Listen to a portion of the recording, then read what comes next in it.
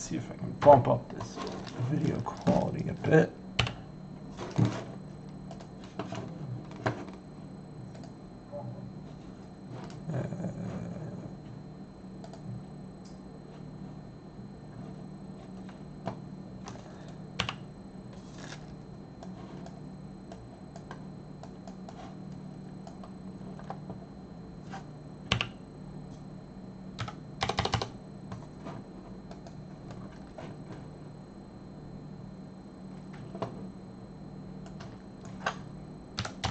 Push it to the limit. Let me mute this. All right. No drop frames at 3,000. Let's try 5,000. Bumped up. No drop frames. Let's put 6,000.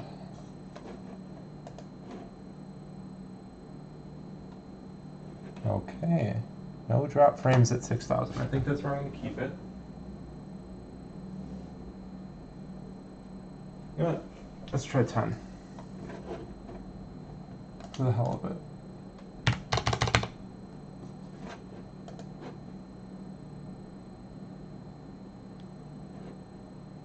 Yeah, that'll be good. So today we're going to recap an Xbox. I have set up here an Xbox with, it's not working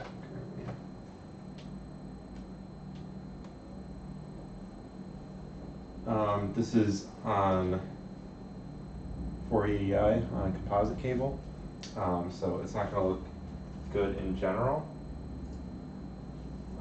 But it's going to look hopefully pretty much better when we're done with it. If not, it should at least make our HDMI cable look better. It's taking forever to boot. Yeah, you can't really see it on this TV because this TV is bad. But it's just an old TV. But when I plug in the pound HDMI cable, I basically get color banding on it. And it's probably just a good idea to replace it anyway, all the caps on it, because it's old. If I remember correctly, this is a 1.0. So that was in like 2001, 2002 is when these were made. This is going to be my main machine, so I might as well clean it properly. So I need to set up some of my soldering stuff real quick. It shouldn't take too long. I just wanted to show you all the caps I got from DigiKey.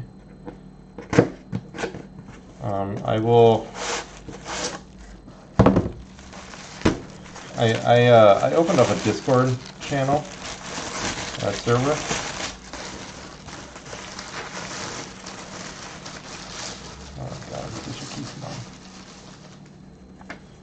I opened up a Discord server under the Echo 10 brand, and if you aren't already joined to that, you can, I guess I'll just put it in chat. I'm gonna get my seat set up here. Oh.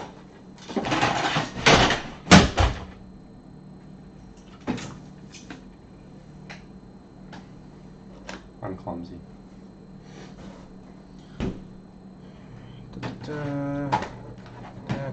That. This goes away. I have PlayStation and Nintendo Classic stuff all over. So, office is a bit of a mess, but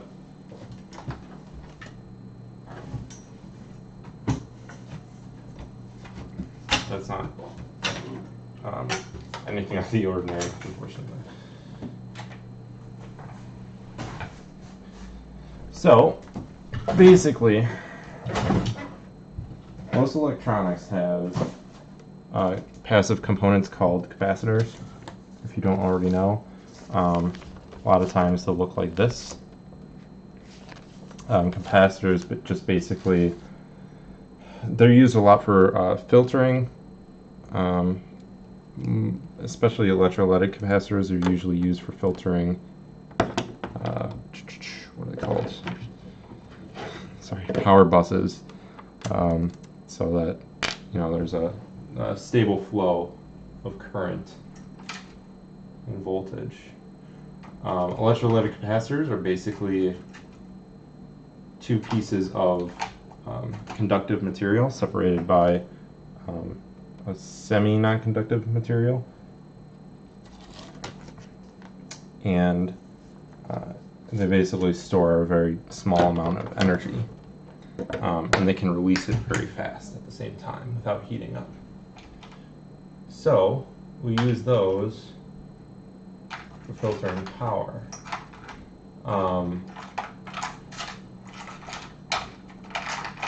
Just trying to find my bit set here. I don't have one in that size. I need to open this machine. Where did I just put the... It fell and I put it somewhere. This is why I'm reorganizing everything, because I don't know where I put things.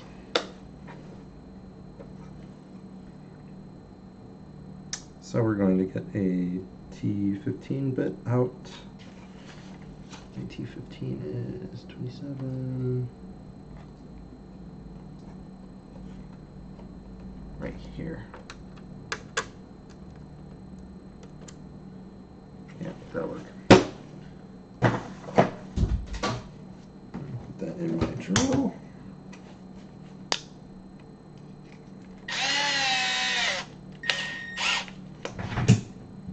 I am no longer hand tightening things, so I will always use a drill these days. For the hell of it. I've taken this apart so many times that I've just decided to take the feet off of them.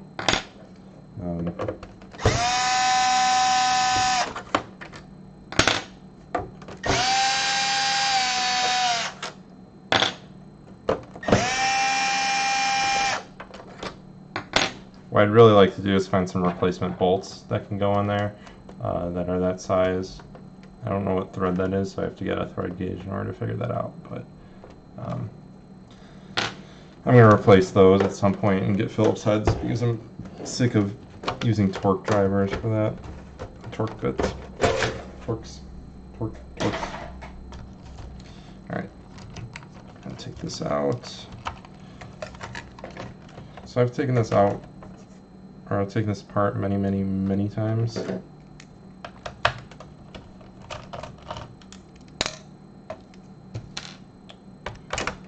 The Xbox is my favorite console to hack, just because you can usually do it with just a Splinter Cell disk and a USB adapter. You have to get the front controller ports on the original Xbox are USB 1.1, I believe, with an extra line for the horizontal sync. So light guns can work.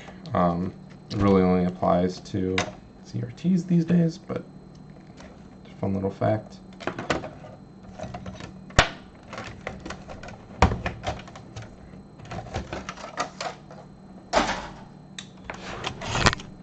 I did end up finding some Phillips head screws for the motherboard that will work fine. So I'm pretty happy with that. Fix this. It's not all off kilter like that. Sorry if that's making noise in the camera.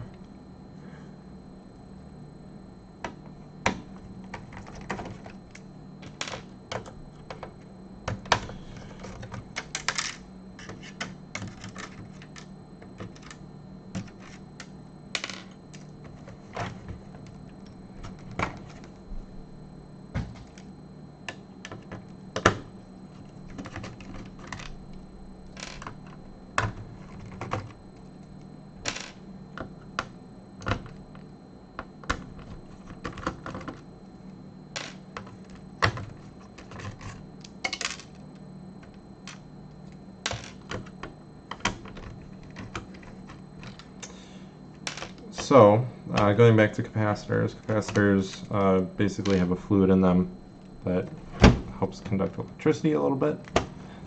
This fluid is usually made of some type of acid. It's very similar to batteries in a way.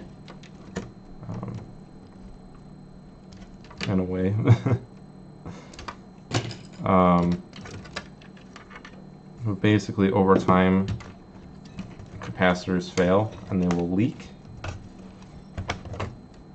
In the Xbox motherboard here, there's a capacitor that usually goes here for the. It basically runs to the MCPX, which handles the real-time clock feature of the system. And basically, that's a supercapacitor, so that will usually fail pretty quickly because they use some substandard ones. So if you have an original Xbox, you should open it up like right away and get rid of that capacitor. Also, there's a bunch of these caps here. Capacitors will just fail over time. That's just how they are, even with the really good quality ones. But basically, I've went through this board and figured out what all of them are and wrote them down. So we're going to be replacing all of them, which is going to require a lot of soldering and desoldering, but not necessarily in that order. I ordered a microscope yesterday, so I'm hoping to get that in so when I do more soldering projects, you can actually see what I'm seeing. I don't have to get like an HDMI capture device because it comes with an HDMI plug on the camera. So it's going to be some time before I can get that set up, but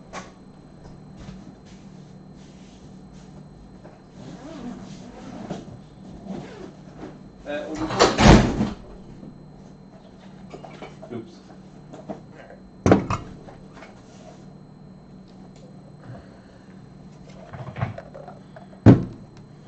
And hopefully someday soon I'll be doing some streams on pinball repair as well. I just have to get my pinball machine from my parents' place and move it to my apartment.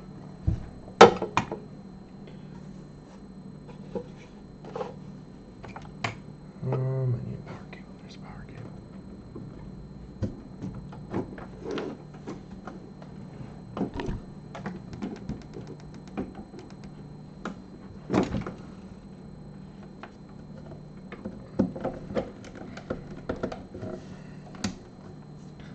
Okay. Do I have autofocus set up on this thing? Configure video. Configure video.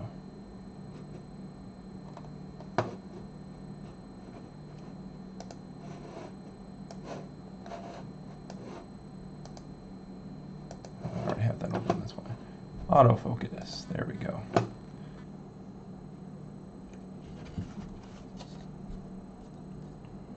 And Josh, you are funny. You're a funny man. So I'm going to start off with, is this even the right motherboard?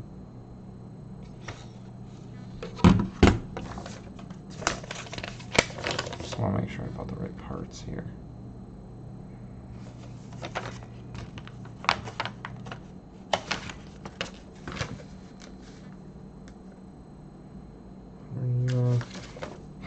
I might have bought the parts for the 1.6s, but I should be able to substitute most of these.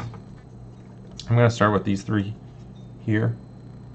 These 1500 microfarad, 16 volts.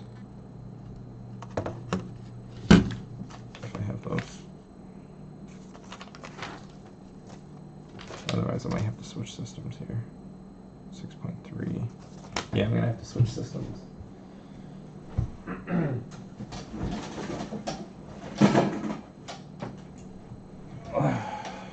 got so many of these things laying around.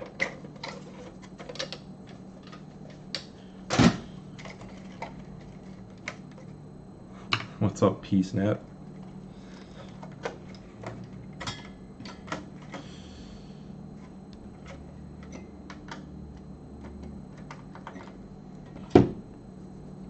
I need a different bit.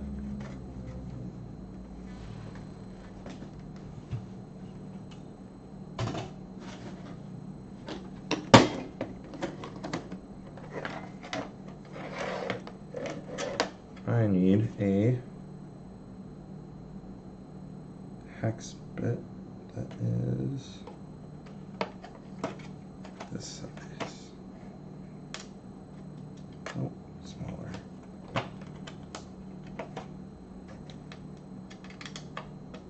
Perfect. All right.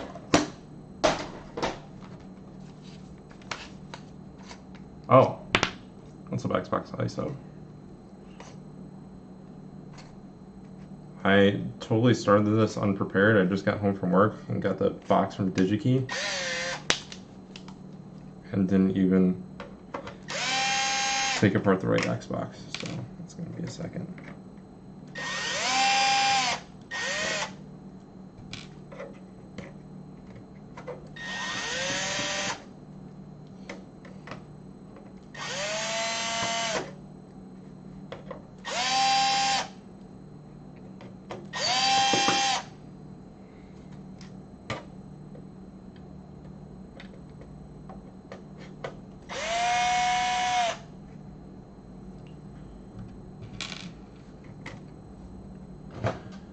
Oh, I hate this part, trying to find the right bit for everything.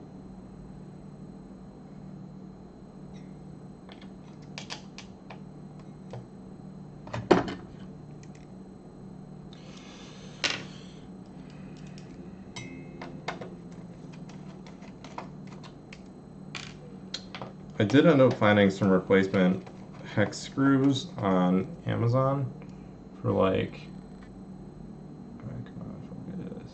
It's not gonna focus like that. There we go. They're M3 self-tapping, so they kind of have a thread that will bite a little bit, kind of like the original Xbox ones. They fit in the holes and they seem to be okay, but I ordered a separate set of M3 screws that are Phillips heads. That's just judging based on the picture, they look like they'll work a little bit better. And they come in packs of 100, but they come from AliExpress, so it's probably gonna be like a couple weeks, not like a month. Okay, so 1.0 motherboard, 1.6 motherboard. Because that's actually what I bought the capacitors for. So,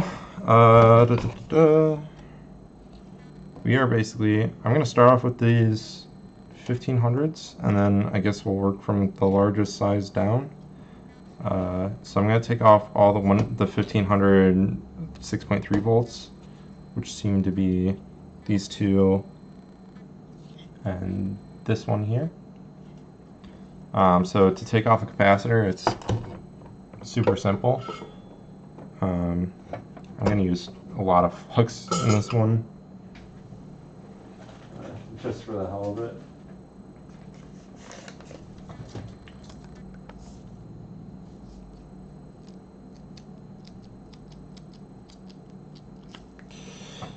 So you got to find your capacitor point here. I'm going to put flux in.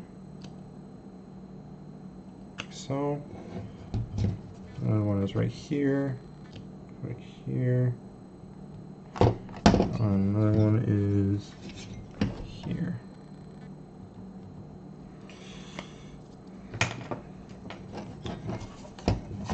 Basically, all you do is you take your iron on one side and heat up one side. You want to take the capacitor here. As I put heat on this, basically just going to rock it back and forth.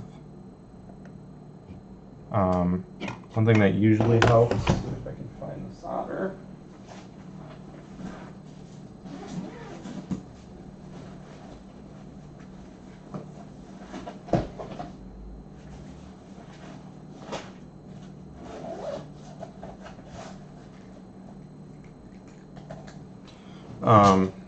Usually what helps is to put leaded solder on the point.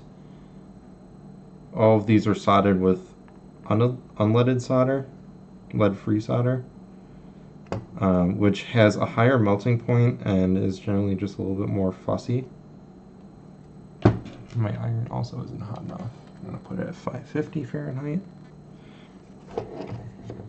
But flux will help with the solder to flow properly. Basically helps distribute heat. And basically let components that should heat up, like the solder and the joints, it will heat them up. So what I'm doing is I'm just applying heat and then putting pressure and basically rocking the capacitor back and forth. We got one leg out. I generally don't like doing it this way. There we go. Just popped out. I generally don't like doing it this way because if you put too much stress on older boards, I was working with like a 25-year-old pinball board. I took out the capacitor there. I was taking out a couple large caps on a 25-year-old pinball board. And what happens with those is, there we go, they tend to chip, like the solder mask tends to chip, and the joints are really old, and the epoxy or adhesive that holds the copper onto the fiberglass substrate tends to degrade over time. And if you like start applying a lot of heat to it and that type of thing, it's going to start to wreck the board. So that generally isn't very fun. So if you start to rock that back and forth, what it does is it puts undue stress on the joints where the capacitors are, and it can actually lift the pads and the holes and the traces off of the board.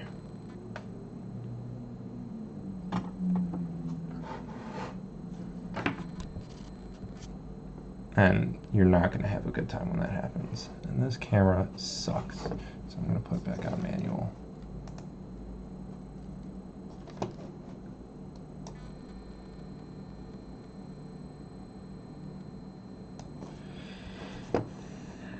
So I'm just going to do the same thing with this capacitor here. I'm going to apply heat.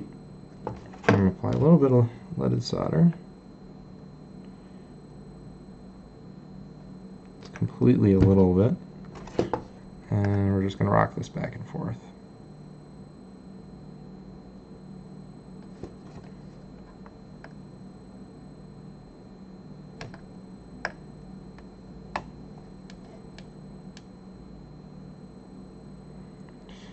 So what I'd actually like to do at some point is get some hot tweezers and like a Hakko soldering station and see if that can help like make this a little bit easier, because I can tell like this is not like not the fun way to do it. I just realized I'm not actually showing what I'm soldering.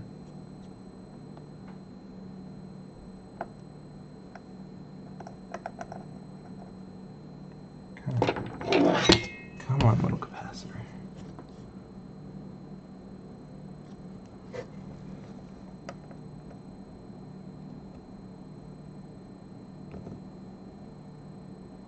Come on, little capacitor.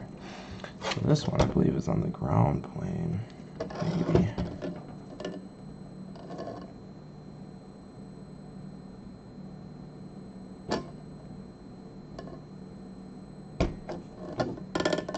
There we go. And then we got one more here.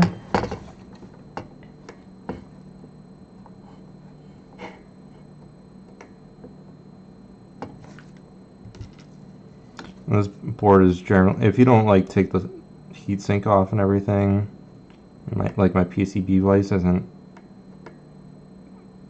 necessarily as big. It can fit some of the versions of the board, but it can't fit the 1.6 for some reason. I think it's how the caps are positioned on one side.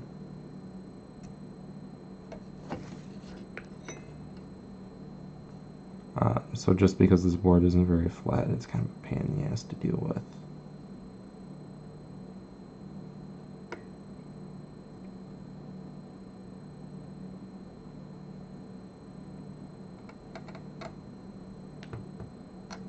It's one side out.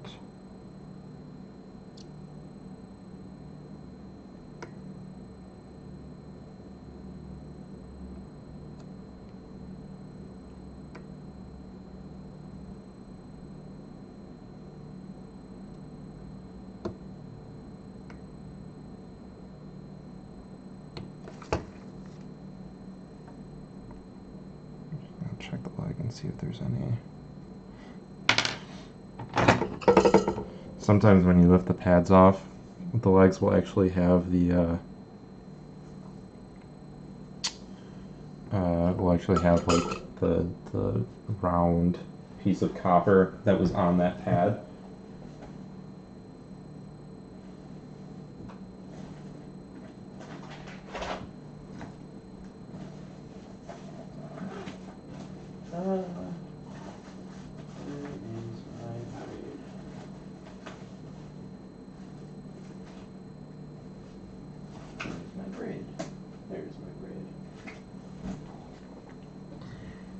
What I've been finding out lately is solder braid usually helps more, at least with the large capacitors, to empty out the holes.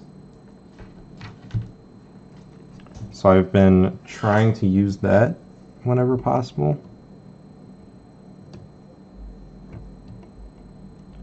This is going to be a very long process, I can already tell. Because I didn't just buy the capacitors for these 1500 microfarads, I bought the capacitors for everything. So I might have to break out, I have a desoldering station here, I might have to break that out.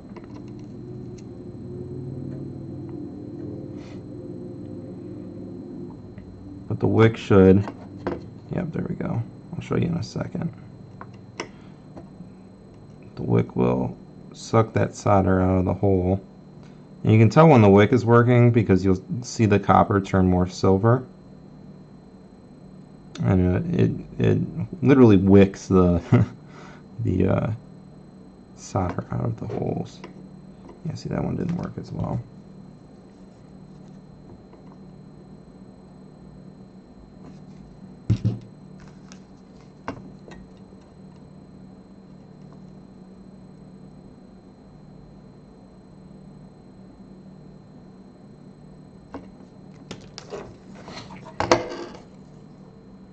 Ah.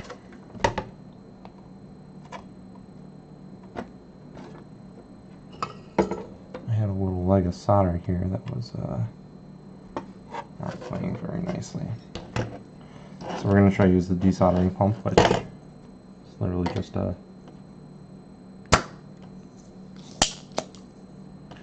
basically put it on one end, put your soldering iron on the other, and then press the button. These get a little tricky if you don't have a vise.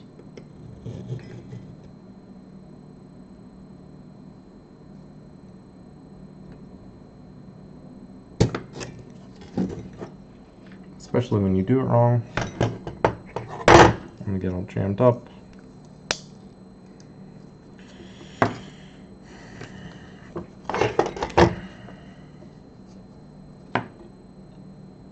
This is actually the first time I'm ever doing this to an Xbox. I've recapped a whole bunch of things, but it really depends on mostly the equipment that you use, but also the technique that you use with that equipment. But also heavily is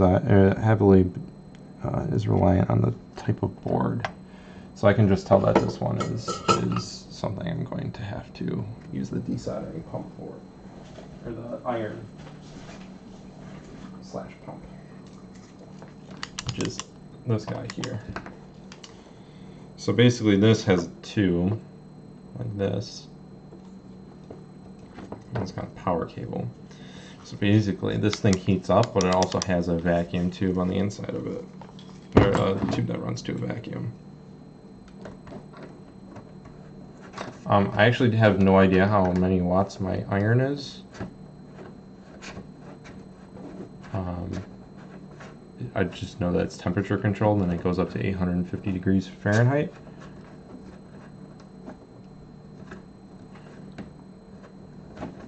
You generally shouldn't buy based on the wattage unless you really have to solder something like heavy, like battery terminals or something like that on, not battery terminals, that's what I've seen it for, or like large amplifiers, large high power stuff.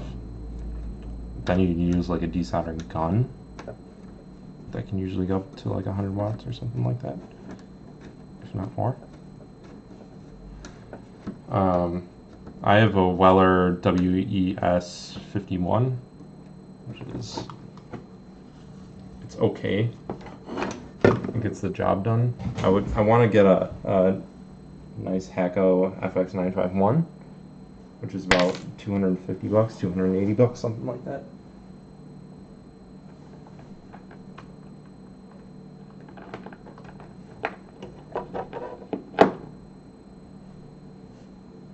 And basically the reason for that is instead of having individual tips, like I'll show you in a second.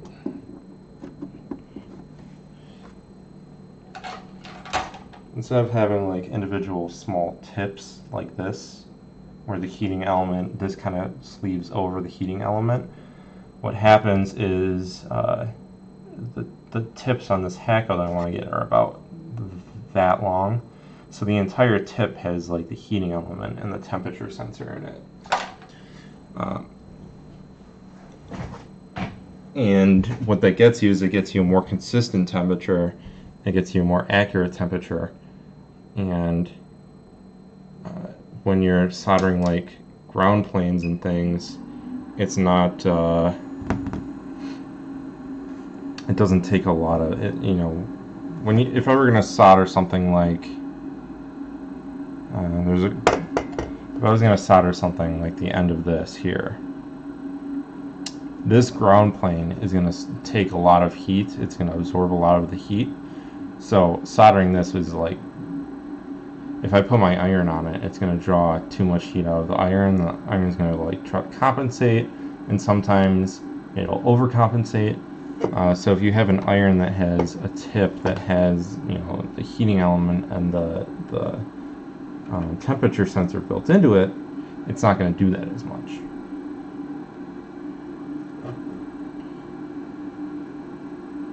So I'm just letting this heat up. This thing was like 150 bucks off Amazon or something like that. It's a pretty cheap model, but it's just much easier for doing some of these capacitors and stuff. I need to get more tips for it, and I lost a gasket on this thing that's supposed to go on it, so I'm hoping that it's going to heat up properly.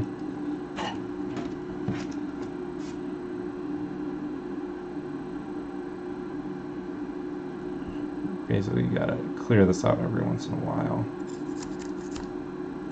Yeah, so I'm hitting wall here with this thing. This ramrod should be going all the way through, so I'm going to turn this up all the way. Basically, you have to almost melt the plastic on this thing before the solder all the way back here actually heats up. Yeah, so in that case, if you have a 25 watt iron, I would make sure that you have a temperature controlled iron. You can get some cheapo ones for like 10 bucks that just basically, they're not accurate. You're not going to know what temperature your iron's at, but it's going to let you control how much wattage the thing uses.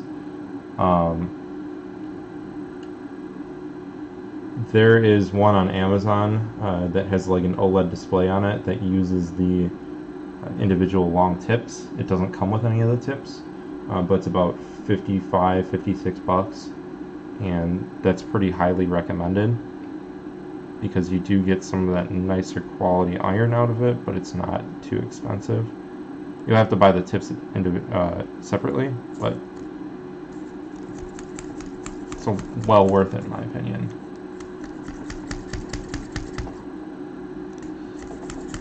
Ah, come on. Yeah, these things are a pain in the ass sometimes. There we go. Okay. So now this ramrod is fitting all the way through. So this thing will suck. I don't know if you can hear it. Vacuum. You can hear it kick on, but I don't know if you can hear that. So this should be able to take my iron. I'm going to put a little bit of solder on here. And you absolutely don't need this tool. It will make your life easier. It is kind of nice to have, but basically just put that on here like this. And it's going to suck that right out. Ooh, that smells bad. Ooh, I need to turn that down the temp again.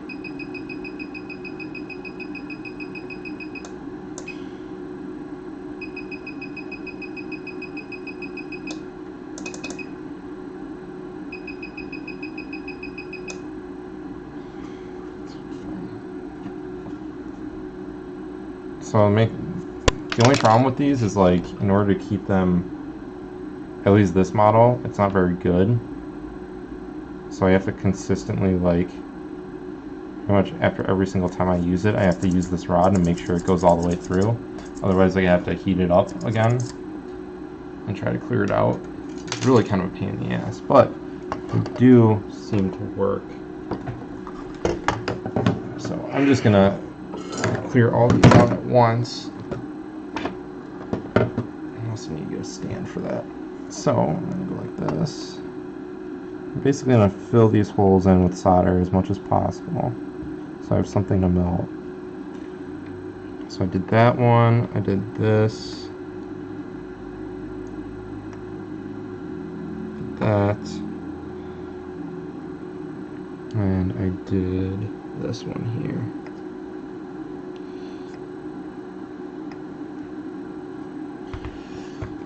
And you can totally use a desoldering pump like this. This one is kind of a junky one. Go spend the $2 or $3 more on a quality desoldering pump if you're going to go the cheaper route.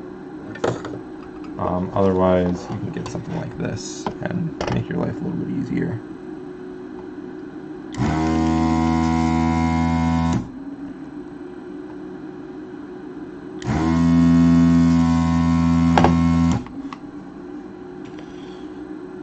And these automatic ones are really, the two things that are key with it are make sure that it's always clean, and make sure you run it for a couple more seconds than you think you would, because it helps clear it out.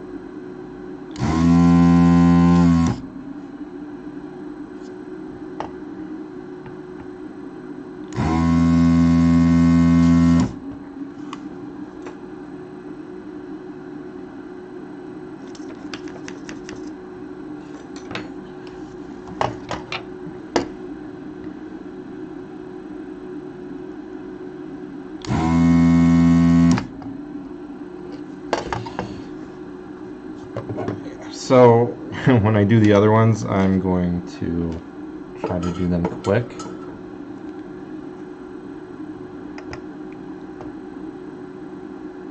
They shouldn't be as big of a problem because they shouldn't have large traces like some of these do that like to absorb heat.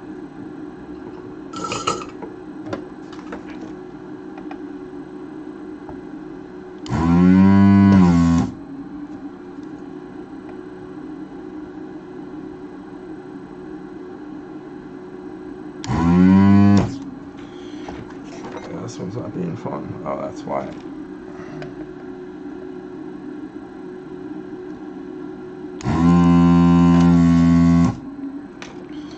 This one just had extra solder on it.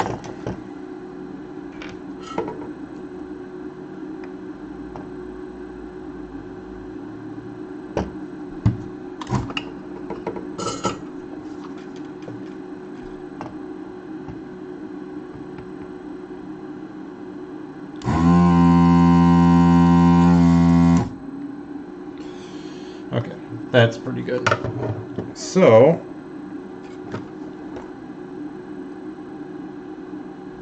I'm going to move on and solder the replacement caps. So that's the basic process, is you just want to take you want to actually get the old caps out, then you want to clear out the holes, and then you want to solder in the new caps.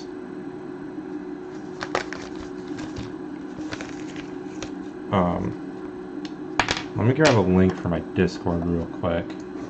I've started doing an inventory on the caps required for this. I just did it in like a Google Doc.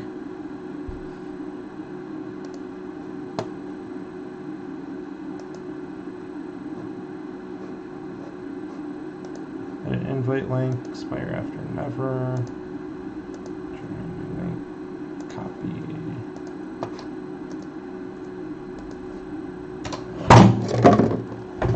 So in the Discord server that I sent,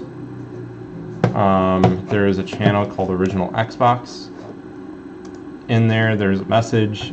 It's also pinned to the channel with different resources. I have RAM chips in there that I found on AliExpress. I'm not sure if those actually work. I have a bunch of them, but I haven't done a successful swap yet, so we'll have to try that at some point. I got some replacement screws in there that are they are Phillips heads, and then I have the actual capacitor spreadsheet in there. So I have these caps out. These are the 1500 6.3 volts. To put these in, what you want to do is you want to line up you'll see a plus sign on one side, and you'll see this these white markings here. These white markings are going to line up with this side of the capacitor. These are negative signs, so you'll want it on the opposite. You want this leg, which is usually the shorter leg if you have a new capacitor. You're going to want it on the white side here. So we're going to take the long leg and put it through this hole next to the plus sign. Just do that for each one. I'm going to have to evacuate that hole a little bit better. Like so.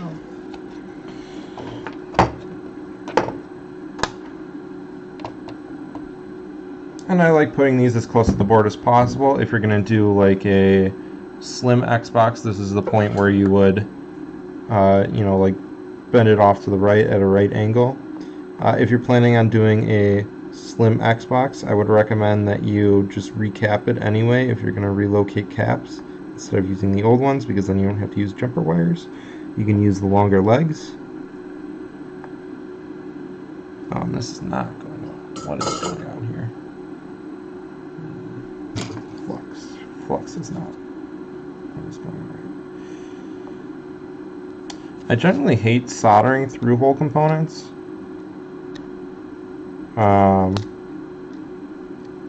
Obviously that's what everyone kind of starts out with, but through hole is a real pain in the butt when it comes to holding components in place, because you have to like flip the board over and do all that crap. I just generally don't like doing that, and it makes cleanup for using flux and everything harder.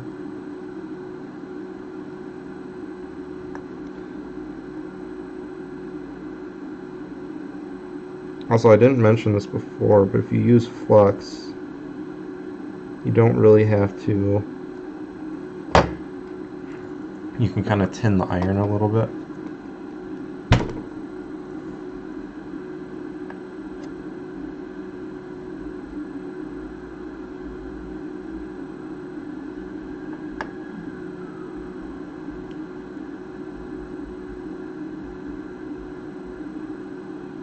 Oh my god, this is a travesty. What is going on here?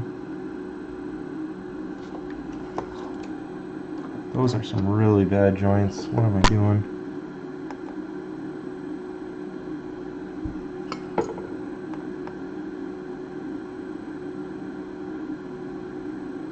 Might have the wrong tip on this iron.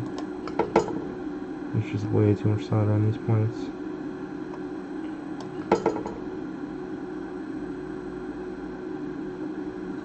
I'm just taking solder off a little bit at a time. So this kind of flows more like a, so it kind of looks more like a pyramid almost, rather than like a tulip, I guess.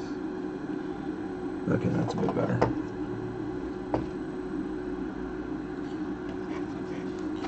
So do that one, and do this one next.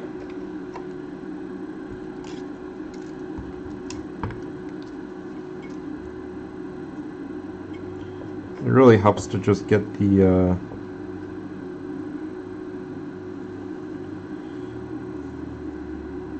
get one of the legs to sit first and stay.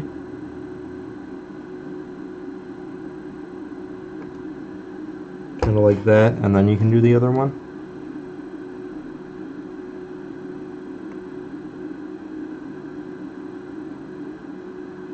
Yeah, I have the wrong tip on here. I need something that's a little flatter.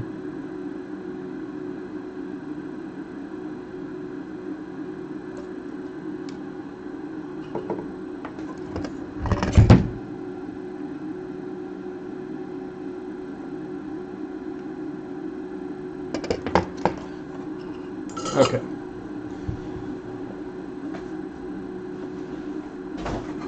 So now that these two are done, I can clip off the legs. Like so.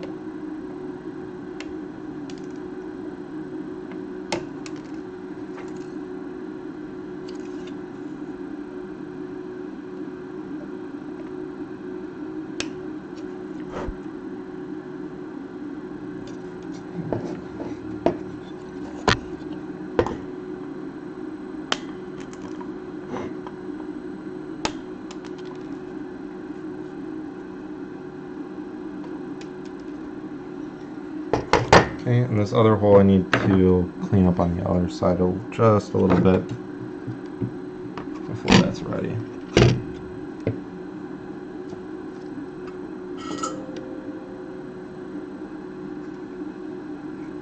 Gravestone, I did not ban you from the Mod My Classic Discord, and I am no longer an admin on the Mod My Classic Discord because I didn't want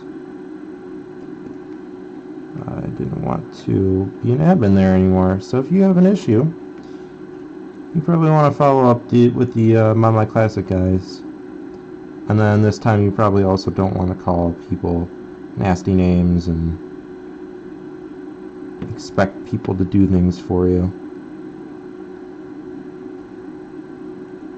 because that's generally not how the world works.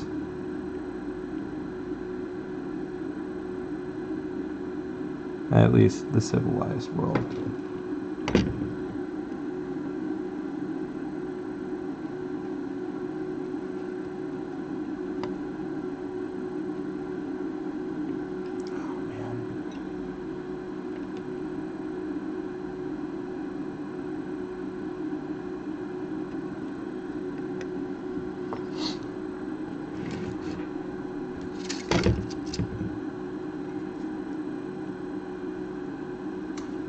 Gravestone, where are you located at, by the way?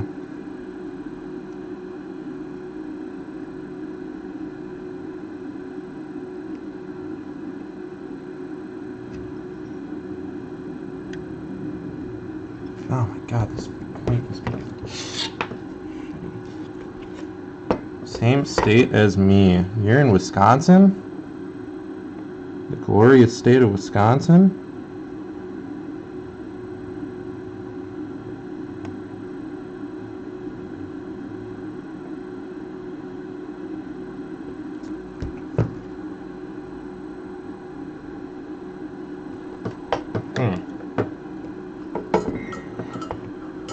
If I remember, you were kind of in Milwaukee region, right? Maybe Fond du Lac area? Kind of somewhere in that region.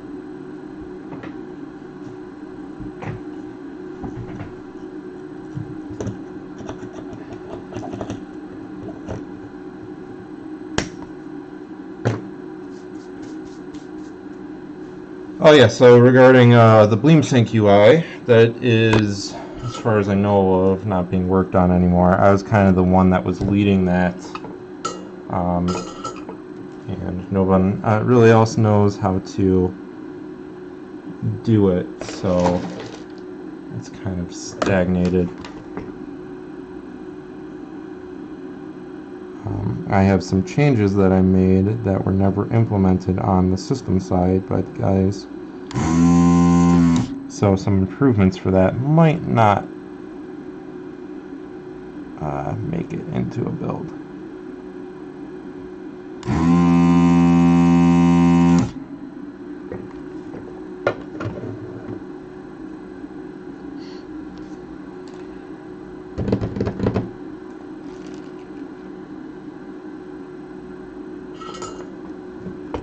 This one hole is just proving to be an absolute pain in my ass.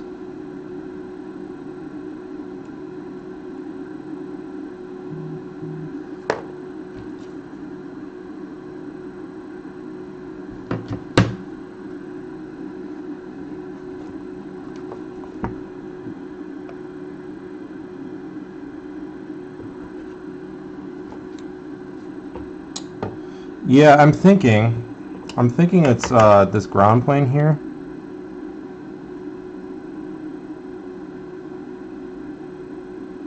So it's not playing very nicely right now. The only thing I can really do is put some more flux on it and then try to create a seal around it for the I could turn up the desoldering iron a little bit. We're not using it too much, so a little bit more heat's not going to really hurt. But at 630.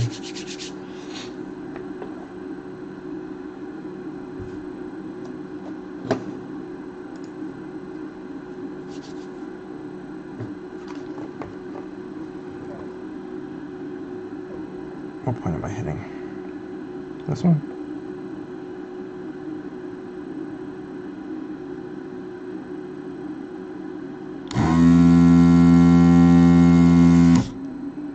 There we go. That's better. Alright. Now we can take this last capacitor, put it in the hole, and we can say, screw you, through hole soldering.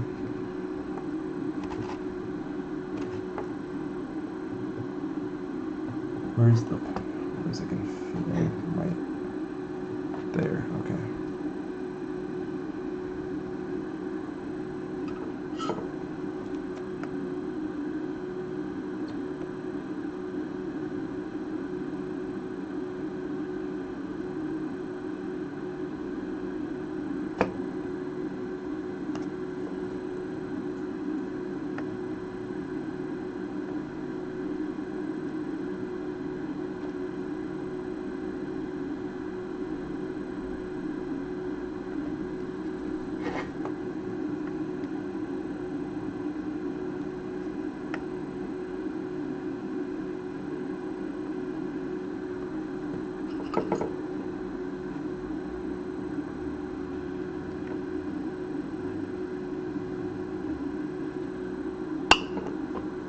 Yeah, I don't know why I'm having so much trouble with this board, but this is honestly not a very common occurrence to have this many issues trying to solder some capacitors on.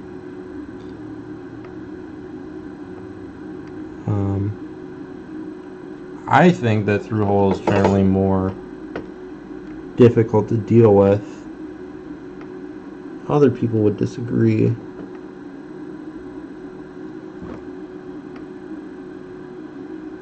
But basically for these reasons. So that looks like it's good now.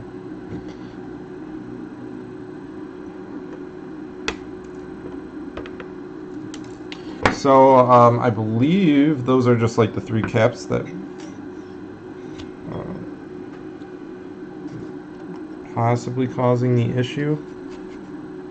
I'm going to be replacing all the caps on this board, except website for this one, which is the clock cap, because I couldn't find one for a cheap price, less than like $3. The rest of them are, you know, a few cents a piece. So I have my work cut out for me here. So I'm going to do all these small ones, these 22 UF, 25 volt guys, like this. I don't know why I'm torturing myself like this, but I guess it's happening.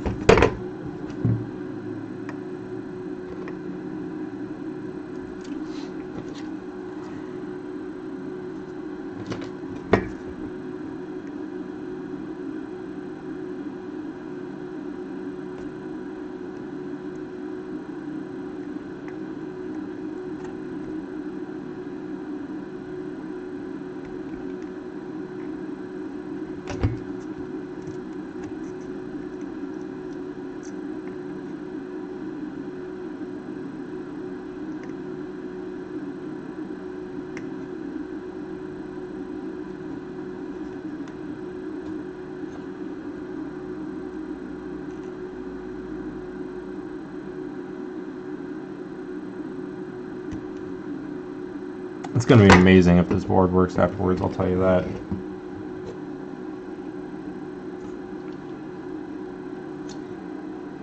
$22, $22, $22. So these three here.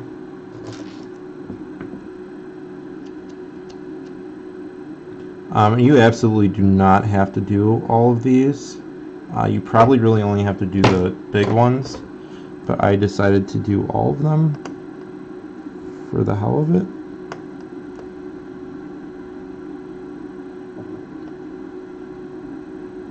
This may or may not end up being my like gold machine that I use for everything. So I have like 3 more systems, so if there's a problem with this one, it's not really, you know, time lost.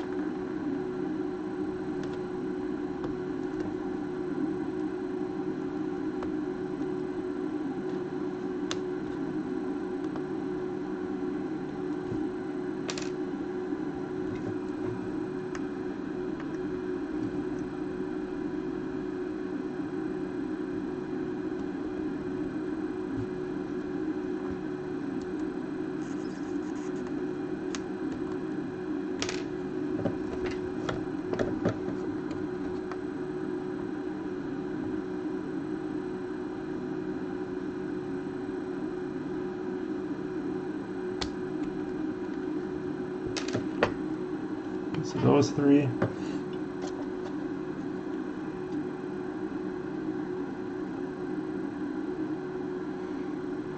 Yeah, I'm doing all the small ones. I don't know why, but I am. I should just be able to tell these by size now. Okay, so this one here.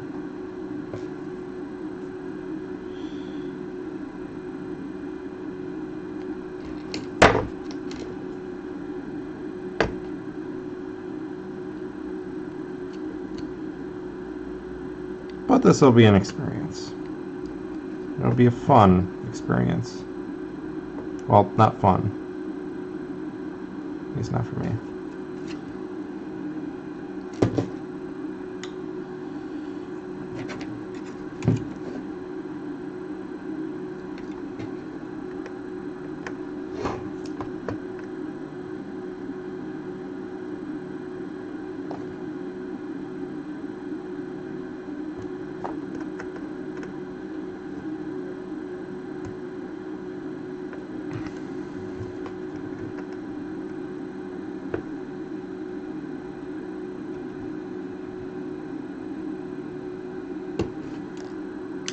Okay, that one, this one. These smaller ones are a bit easier because you can get the iron to kind of span across both points, which makes it a little bit easier to heat them both up and then wiggle it out. So that's something positive.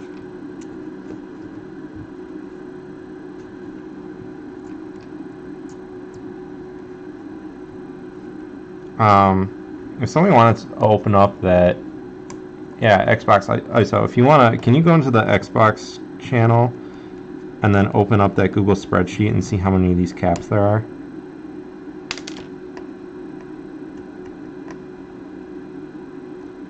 I think I got 13 of the small ones. Or no, maybe 11.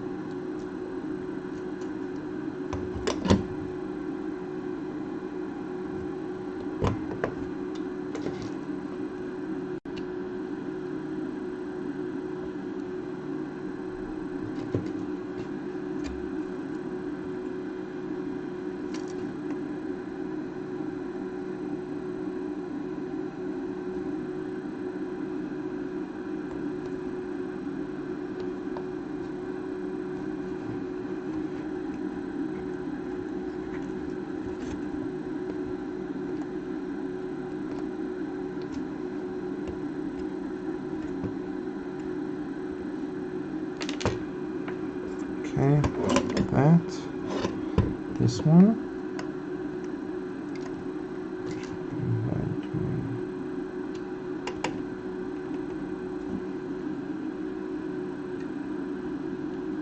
I'm gonna have to clean the hell off of my hands. When I'm done with this, I got flux on my palms. It's not a very good feeling. I should get gloves at some point, but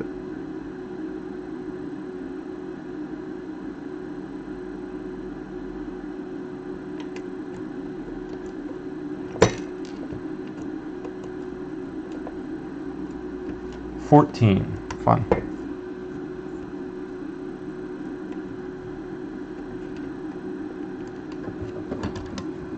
Hopefully I bought enough.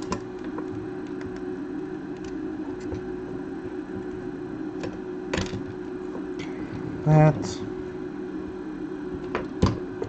These guys here.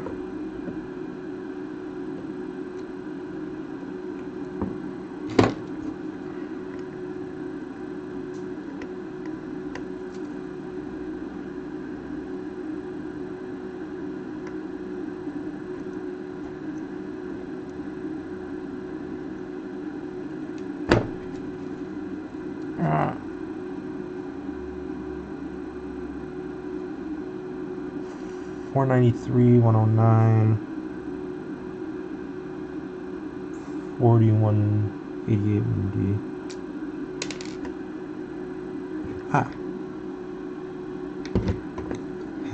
I'm just melting the shit out of these capacitors. I'm not even getting all the legs out.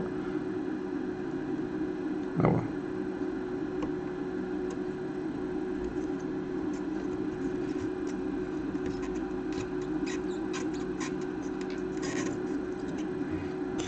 Ow.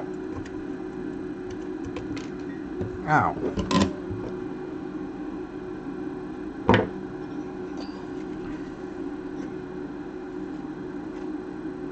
Is that one more?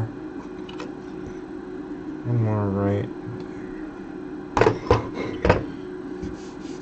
Scratching up my table.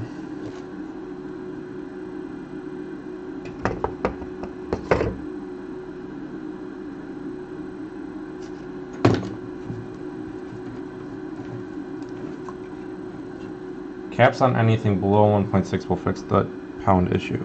Well, good thing I'm working on a 1.6 and I already have a 1.6 downstairs that I know that the pound cable will work on fine. So I might just be doing this for the hell of it, unfortunately. I'm really talking quite loud because the microphones are here, so I apologize for that.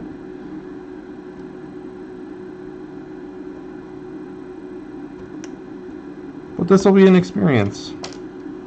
I guess I'll do another cap video when I find the ones that need to get replaced for the 1.0, and I'll just do the big ones. Yeah, okay, so 11 of the 25 volt, 22 microfarad. So we should have 1, 2, 3, 4, 5, 6, 7, 8.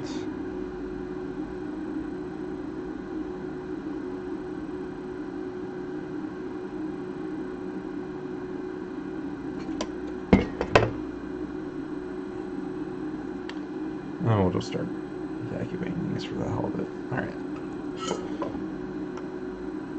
There, there, there, there.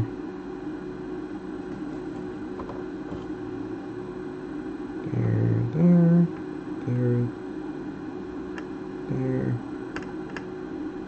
there.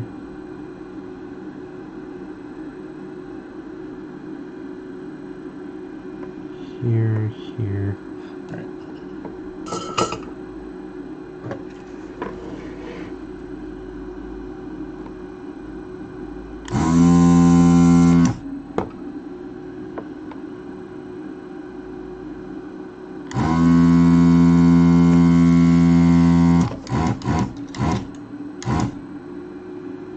Oh, I was melting some plastic. That's good to know. Let's see this. It's all burning plastic. I was wondering when I was smelling that was burning. Whoops.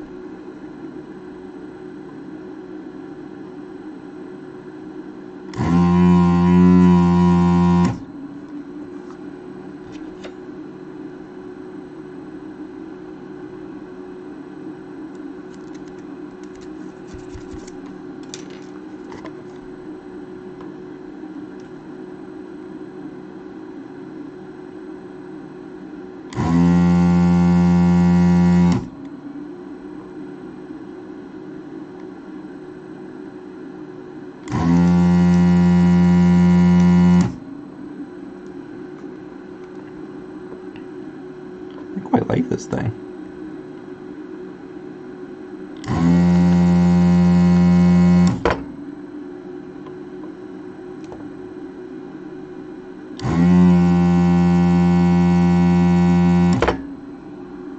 It doesn't work on every hole, but it works.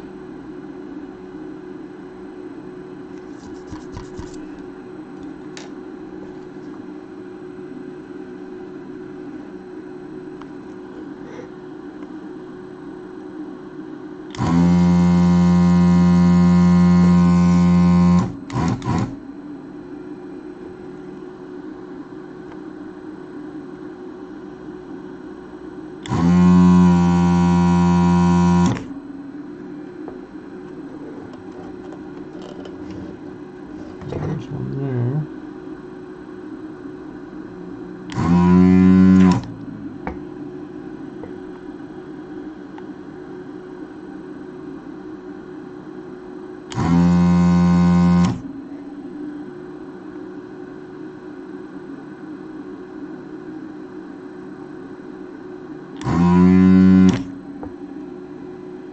Yeah.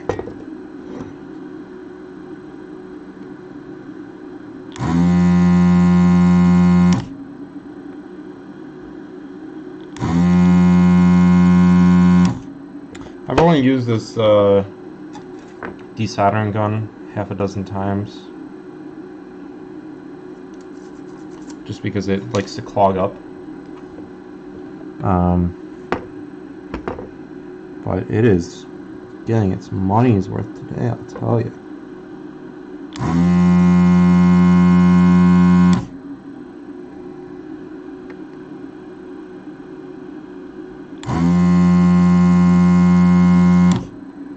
I've got so much flux on this board, I don't really know how I'm going to clean it all off. Just got to inspect all these points.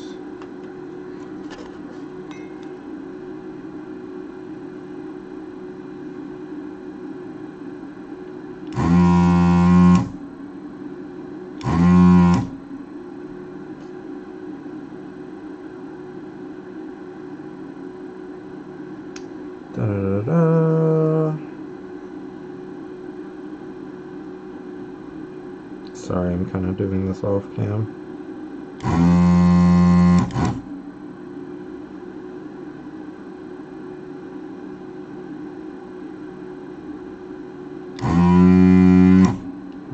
sucking in plastic fumes right now.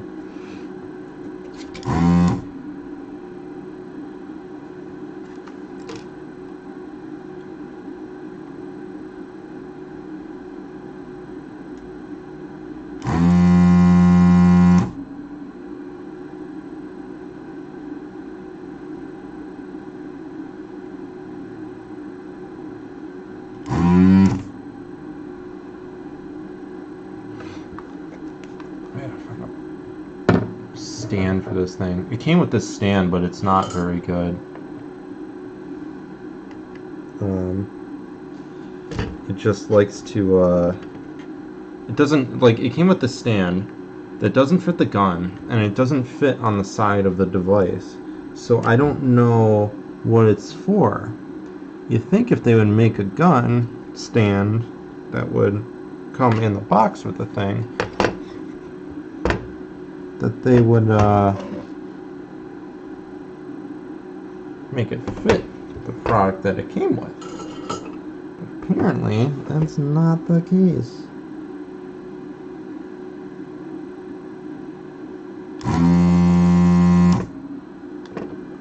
Like so many things in this world. Okay, now we can start doing some soldering again. Somewhat.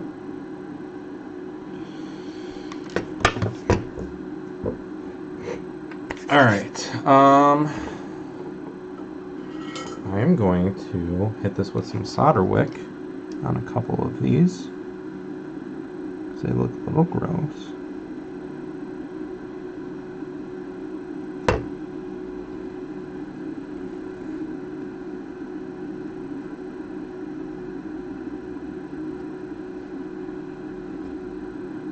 Like I said earlier, I am getting a microscope.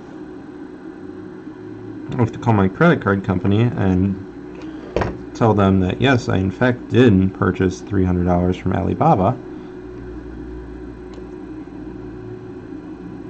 but I will have a microscope coming. That microscope will let me do some finer work. I think what I'm going to do first is I'm going to do an LPC rebuild. I have another 1.6 downstairs that I am just starting to mod chip all my Xboxes because I hate seeing the flubber at the beginning. So I'll do a modified BIOS that doesn't have that.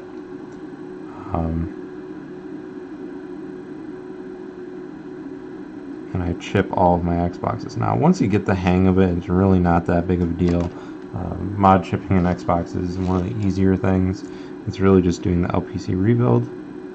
I like to use wires. If I was thinking of doing the LPC rebuild that's on that one site, I forgot the guy's username. Starts with a K. I'm sorry, I'm new to the whole Xbox Discord, so I haven't learned everybody's names yet. But I will get there. Alright, I'm going to do some soldering now because I'm sick of desoldering. These guys.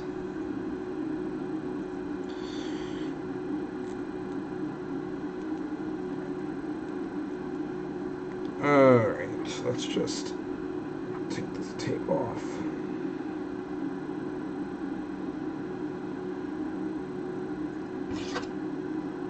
Let's just take this tape off, but apparently that's too difficult.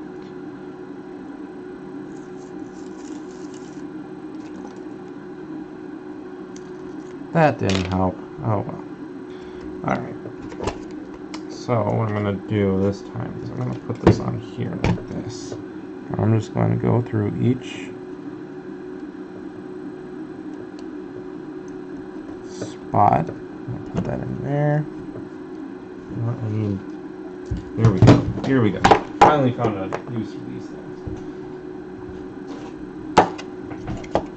These are IKEA pegboard containers. The problem with IKEA pegboards, though, is they are non-standard. So I can't use these in my nice new pegboard that's up on the wall. Non-standard things really piss me off. It's like, don't you have any standards? Get it.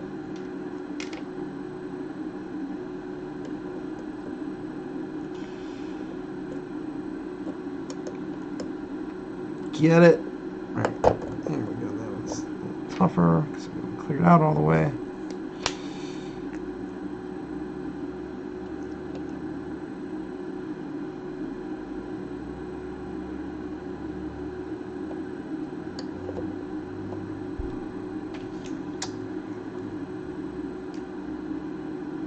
Yeah, so I have it disabling the DVD check, but if you don't have the DVD drive in there, it will still it'll boot, but it takes a while to do things, like specifically on XBMC's file browser. It takes forever for it to actually pull up because it is still trying to read from the DVD drive. So I don't know if there's any fixes out there for that. I haven't dug too deep into it because I don't go into the file manager all that often. I usually use FTP, but I would like to fix that at some point. I did order a longer cable to fix that issue, so I could actually get the DVD drive working at the same time, but I prefer not to have it in there. I eventually want to do a slim Xbox. That would be really cool, but that's a project for another time, unfortunately. So I'm just putting all these caps in. These are the same brand and the same kind of series as the Super Cap. They are, I don't even want to pronounce this company's name. Nichicon?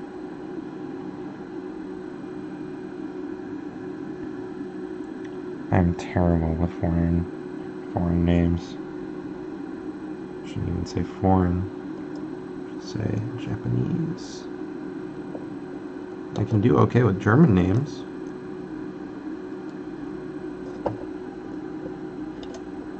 That's because I took a little German. Alright, we need to clear these out a little bit. So I think I took out too many capacitors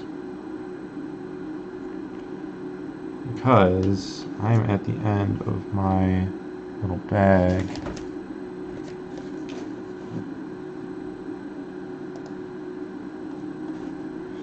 C7G3 is 22, C2G4 22, C7A2 22,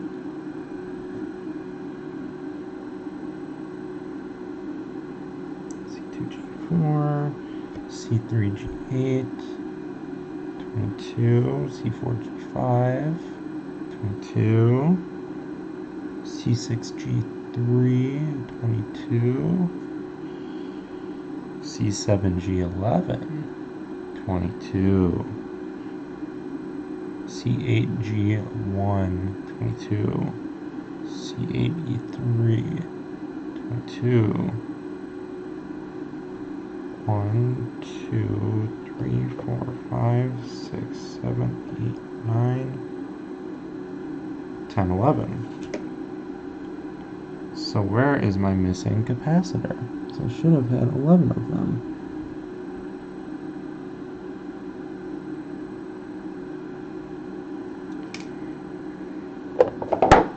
Fun stuff.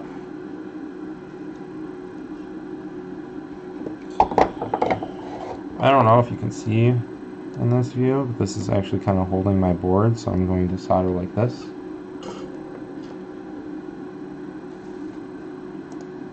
that need to be brought in focus, I guess I can do that a little bit.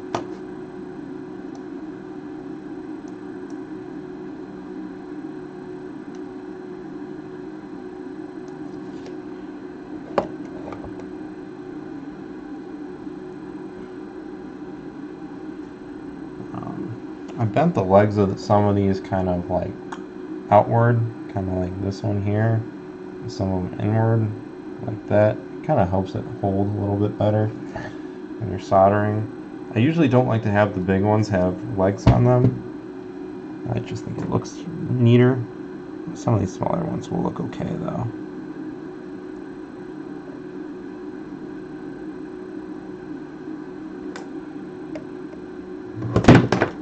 Nope, nope. Bad desoldering iron, don't fall.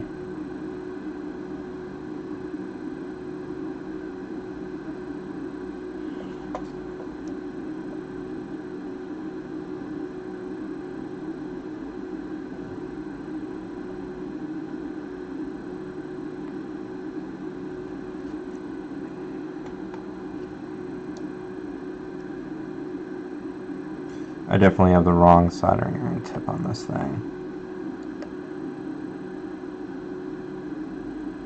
It is a little hard to get into some of these spaces.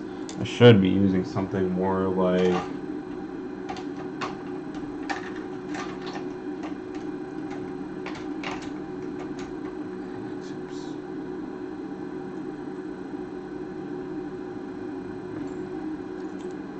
more like this. That would be a little bit easier.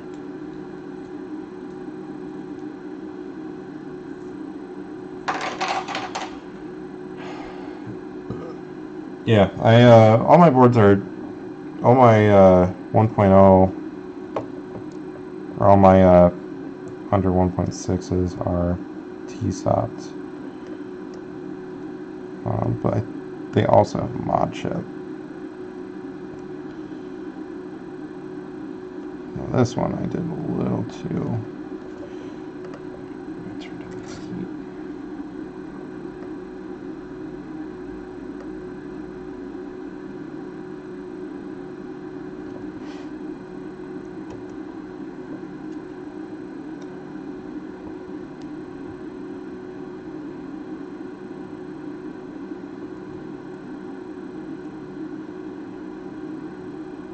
Yeah, I don't know. I T-sop and chip lower revisions. Don't ask me why.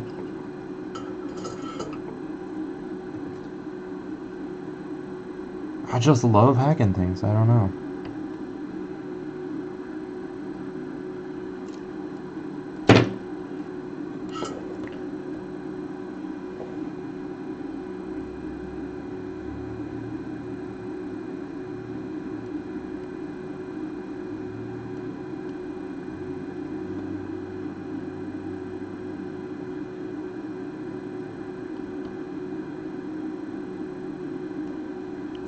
Oh my god, these boards.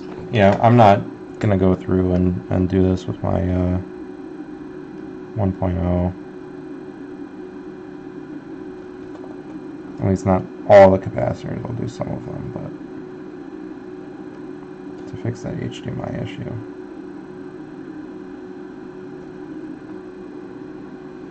But these boards are a pain to solder to. I'm gonna have a hell of a time trying to clean this one up.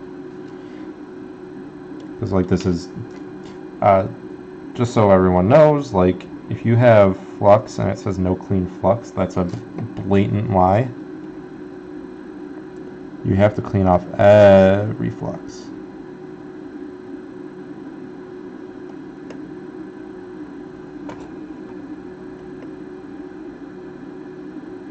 And the best way to take it off is isopropyl alcohol.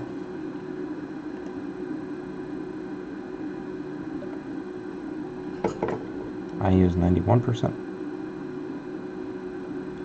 But I think what I'm going to have to do is kind of make a tray and just let this sit in it for a few minutes.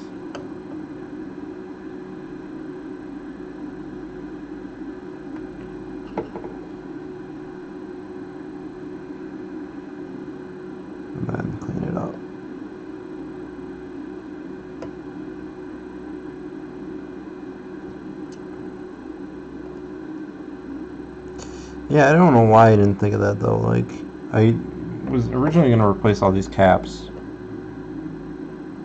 on my 1.0 for the hell of it, but also to fix the pound HDMI issue. But then I took an inventory of the 1.6s, which do not have the same capacitors as the 1.0s.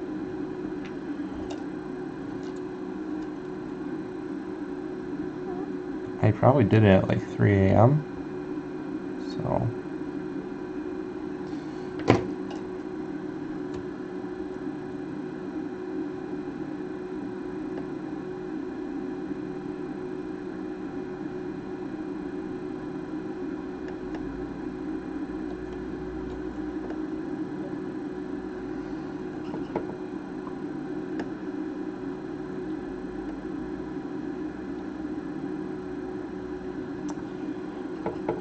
if you're not already subscribed to the channel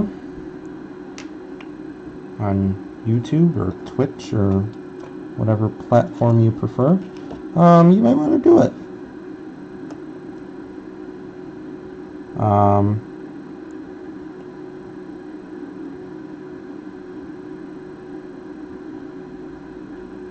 The next time I do a super storage install, which is the SD mod chip, I guess if you want to call it that I developed for the Nintendo Classic systems, I actually won't be installing it.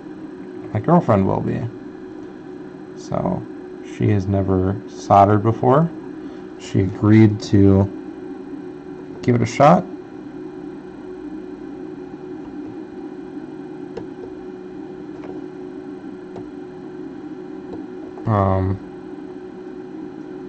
So that should be quite fun.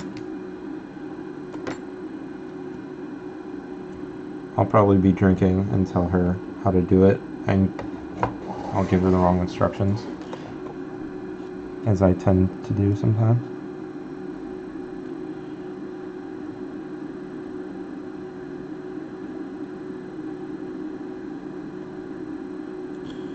So I have no idea when that's going to be. I have to sell and install first. And we haven't been doing any like active marketing or anything like that, so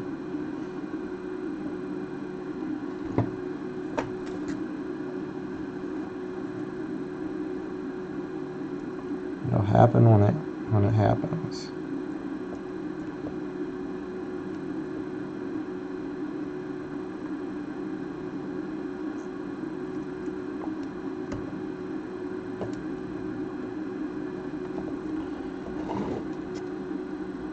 Some of these I didn't put all the way through, so I was just kind of lining those up and redoing those. It's going to be surprising if this works again, to be honest, because I am using quite a bit of heat, and I wouldn't be surprised if I lifted a pad.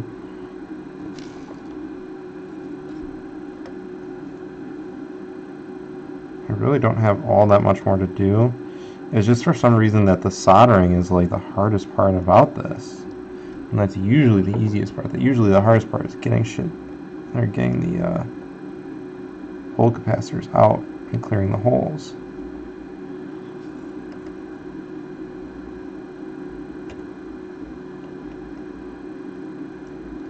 Part of the problem also is because I can't hold this board steady. It certainly doesn't help.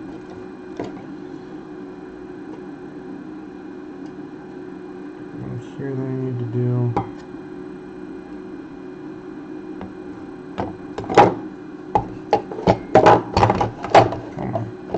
Come on, board.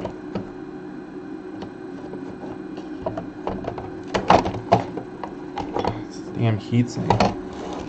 There we go. Oh, my hands feel so gross. I'm gonna end up buying some gloves because this is like my hands are just coated in, you can't see it, but just coated in flux. It's sticky and it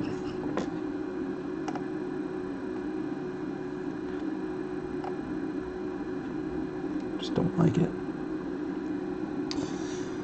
Alright, that. Alright, so those are done.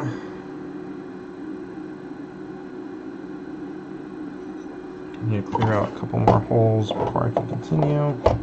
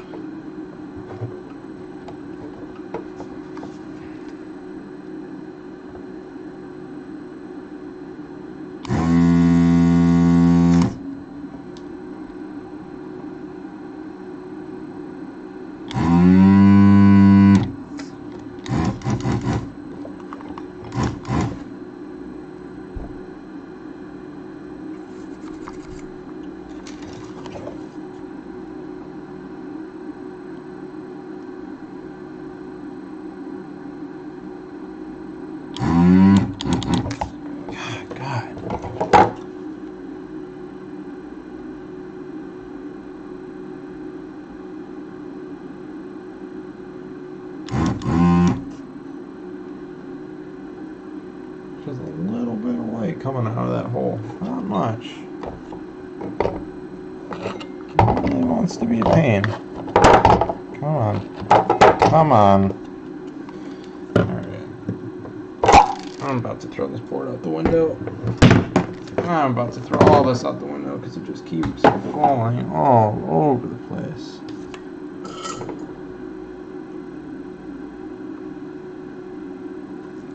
Alright. Flux. When in doubt, use flux. When in doubt, use flux. Alright. That, like that. This. Boom. 632. Okay, we're hot.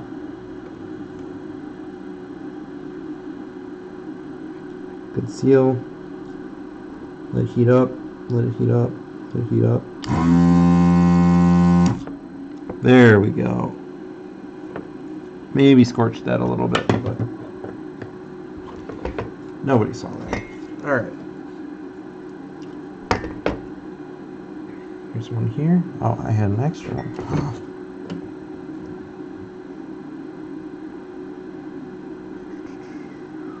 Just through like this, like that. Bend that like that.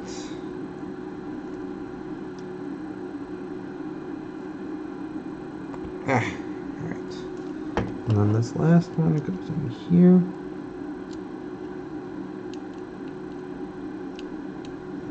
So.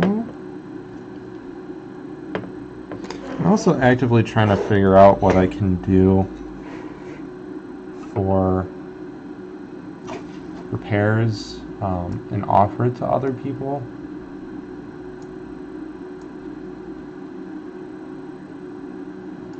Because I noticed that I do a really good job with the super storage installs and they're really quick.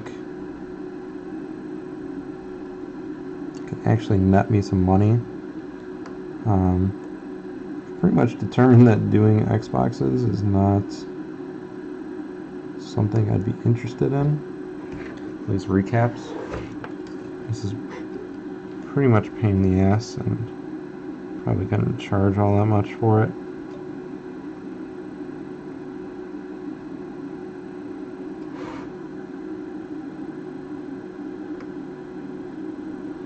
But what I'd like to do, I'm just always trying to figure out ways to, I would like to take my business and turn it into a full-time gig. And that's not far off. I've just got to kind of figure out how to have enough stuff to do to make it sustainable. Alright, 1, 2, 3, 4, 5, 6, 7, 8, 9, 10, and 11. Alright, that's all of those little shits. So clip off all these leads.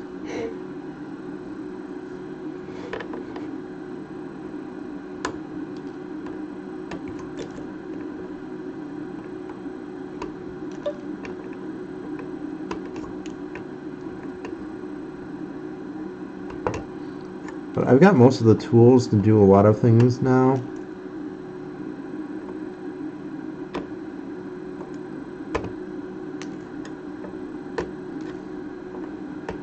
A lot of mods. I think what I need to keep doing is develop more of my own mods and then offer installation service on them, whether it's for the Xbox or PlayStation Classic or the NES Classic, which I already do.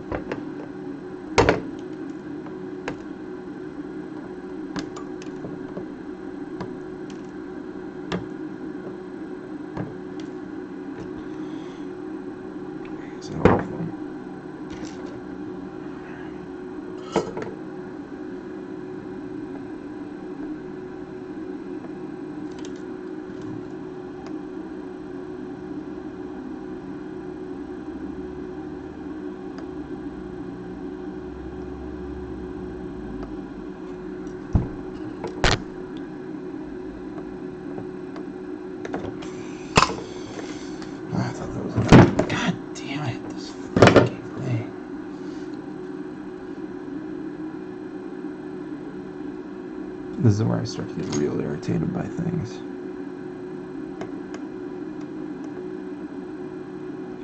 I don't like swearing. Turn back now. So other things for the Xbox, I don't want to say too much, but a lot of the mods that are out there are inelegant.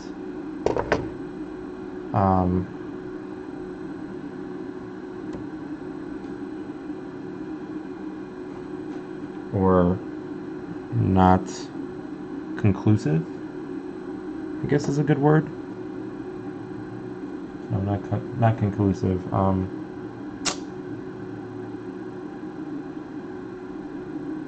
don't know what the word I want to use is. Okay, we're going to do the 25 volt 100 microfarads next, which is these two.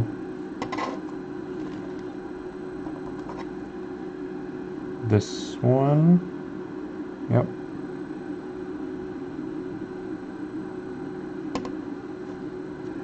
So we should have 3 of those for these guys here.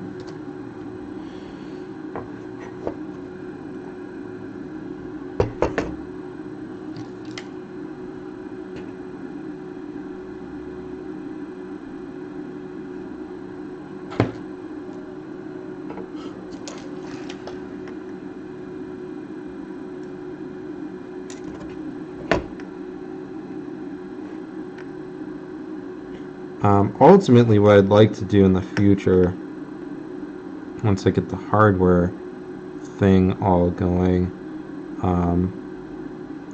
even though I stepped away from BleemSync, I feel like I was onto something with the implementation of it, because one thing that's really difficult about messing with hacked systems is we're seeing more and more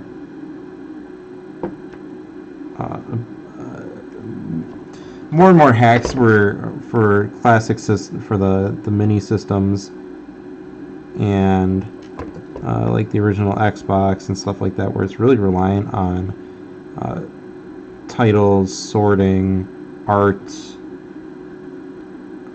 and just general management, and also syncing of saves. And like on the Xbox, there's no, other than like the save game manager, there's no way to like manage saves over the network or something like that.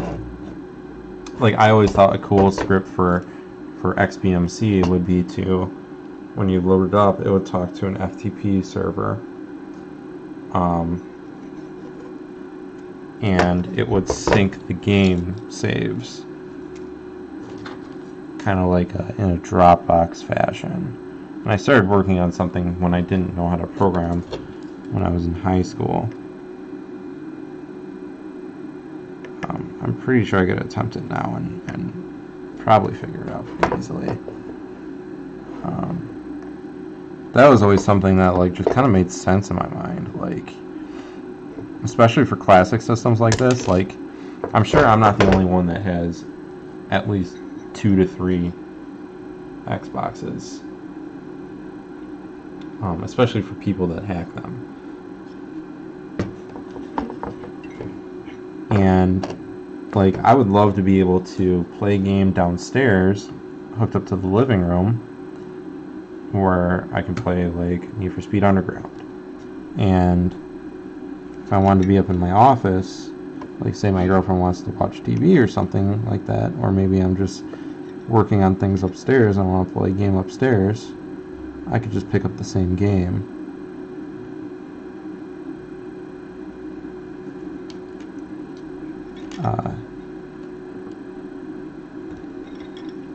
And have it synced.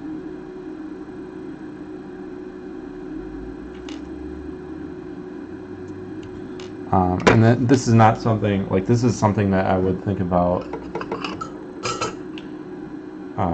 creating a piece of software for that would basically act as an FTP server or an HTTP server or something like that, where it would upload the file to. But not just do it for like the Xbox. Like the problem that everyone has, and what RetroArch kind of has in mind, which is a good idea, is cross-platform. So RetroArch has one main implementation layer of like the UI or calls to the system that it abstracts.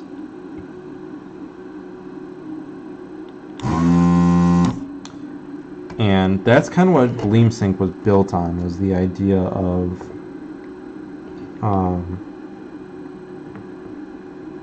like, obviously it was written for the PlayStation Classic in mind, but if you look at the core code, it could really be adapted for any sort of system that could run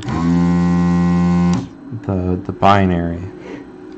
And I was planning on taking it to the NES and the SNES Classic. Unfortunately, I didn't have a lot of time to dump into it, so I had to drop it as a project, but basically you would have like a web interface or an application or something like that that would have games and game saves on it.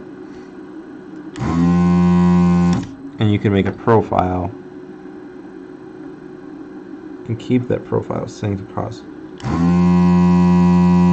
multiple systems, not just PlayStation Classic or NES systems, but even like the Xbox or something of that sort. And that's not just save games either, that's, you know, ROMs and whatever it happens to be. One really cool feature I think would be like if you could have classic systems for that would work across the internet. So like, I know people who have like cabins and stuff like that, because I live in Wisconsin. You could have an Xbox that's hooked up to the internet,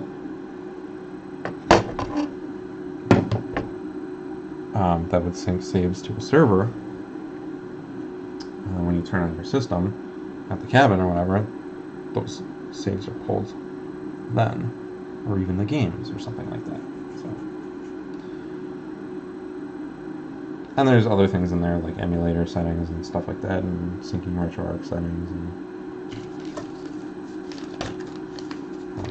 and just generally making a tool that could hack like any system.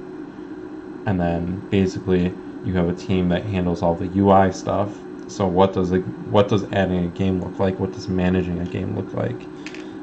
How do you handle that in a special condition? Like if you need to do, you know, alternate command line execution for certain games or certain systems. You know, maybe there's a Genesis game that works with one emulator but doesn't work in another emulator, and you want to have a special condition for that.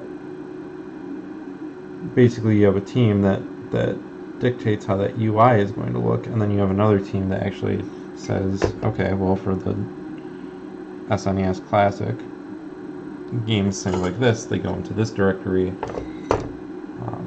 and this is how we detect how many games are on it currently, or whatever. Then you have another team that handles the PlayStation Classic.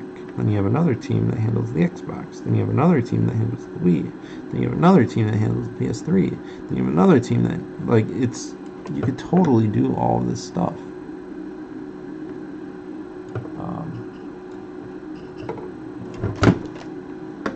It's just a matter of doing it and organizing it, which I didn't have the skills to do.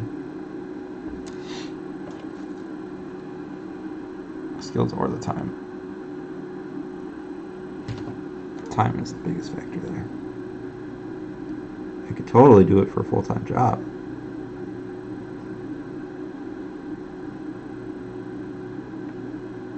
But it wouldn't pay the bills. So,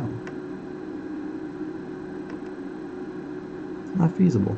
I would love to work on it though.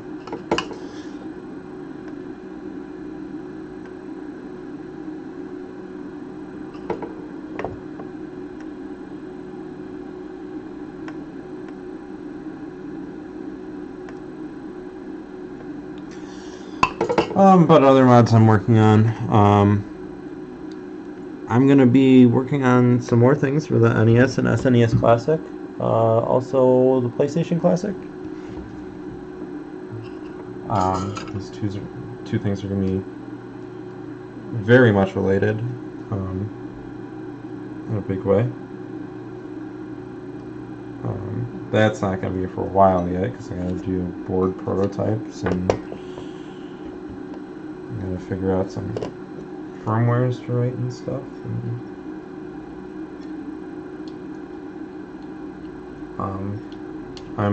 One thing I'm actively working on for the PlayStation Classic is figuring out how to expand the internal storage, because right now it only has 16 gigabytes. I've actually had someone called Hat89 on the Discord to he sent me a PlayStation Classic off of Amazon. He donated it. So sometime soon when I get some more eMMC chips in, I'm going to attempt to do a swap on that again. I tried it out a couple weeks ago and failed miserably because I didn't have the right size, physically sized chip. So I'll be doing that again soon.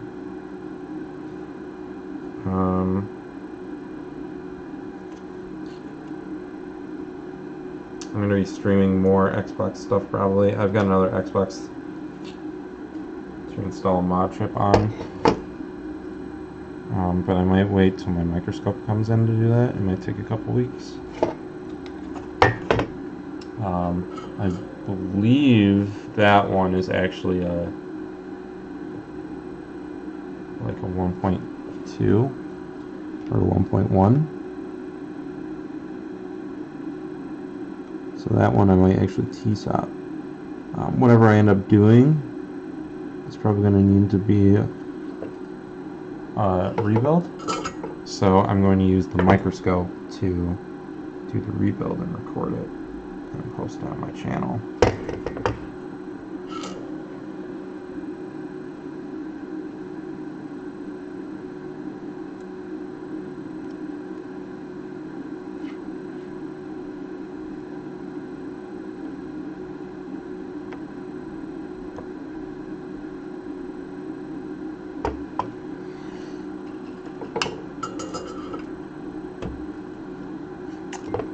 This is an LPC rebuild here for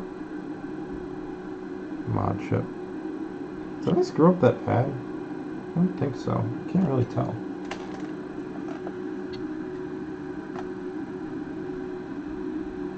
I might have. This thing might not boot.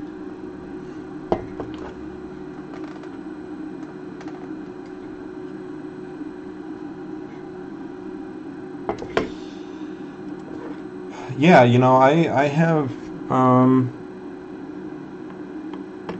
I thought I had more. I might have sold them off at one point, because I did a big retro game purge a couple of years back, 3 or 4 years back, because I moved out to my parents' place, 4 years back now. I moved out to my parents' place, and I didn't have as much storage, so I figured, why am I keeping all these systems? So I sold a bunch of them off. And at one point, I had 6 Xboxes. I have 1, 2, 3, 4.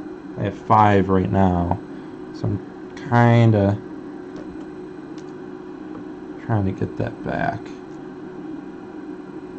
as cheap as possible. I'm not like actively seeking any out or anything like that. I did get a really nice. I got that nice Halo version, Halo Edition one, the green one. And I ended up getting that entire lot for some stupid number, like $375. And it had a complete in-box Halo console, as well as 56 games. One of them was like Stubbs the Zombie, which is worth quite a bit. 21 of the games were brand new, sealed.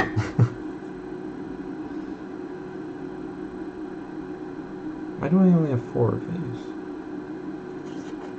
So I want to replace these, but I only bought 4? Is that right? Yeah. Shit.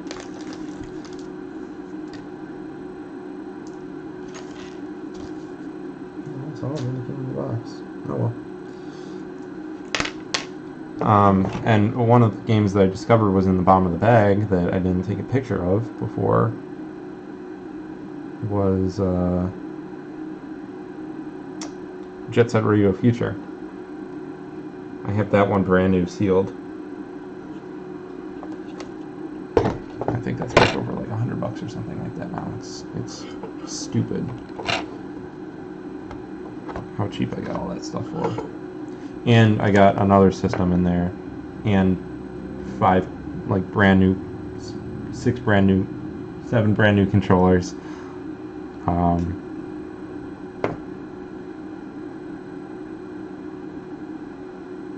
And a really nice like travel case that has a battery in it, which is kind of cool.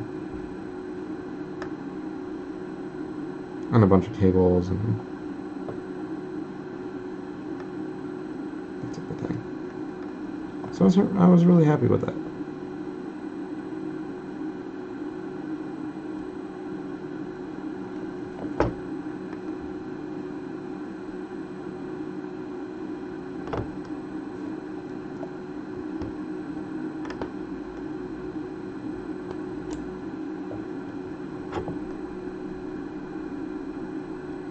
It's 9:30 already. I gotta finish this up. I'm so sick of doing this. I got 4 more to do. They're gonna be real easy because they're nice and big. Nice and big.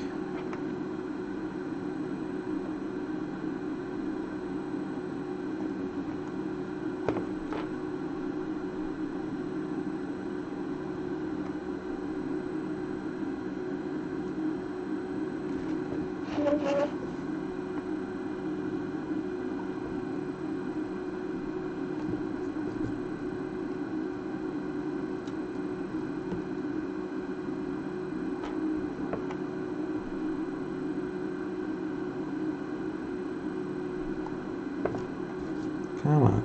Come on. Take the solder. Take all the solder.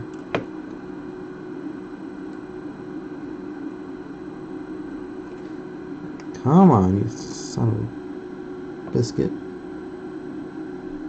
Come on. More heat. More heat.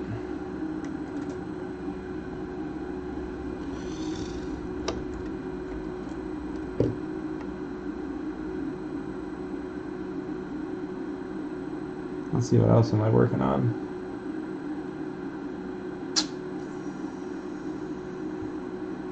Super storage installs whenever they come in. I might be working on a project for the original NES and SNES. Like the OGs.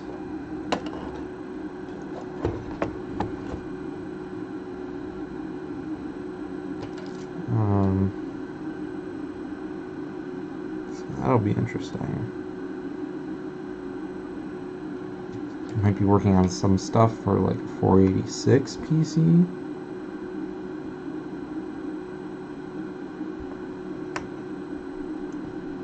I just got a lot of projects on the back burner that I really need to work on. I need something that's going to pay the bills first, so I can leave my current job and stop doing programming.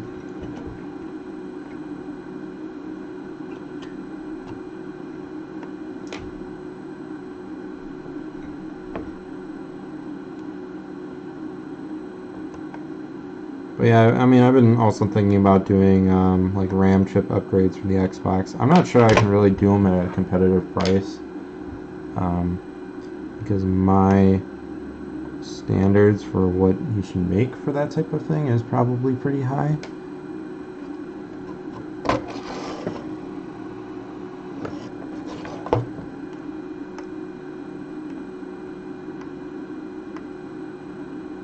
But it would be fun to do them too, so I usually have to do one that's working first, so.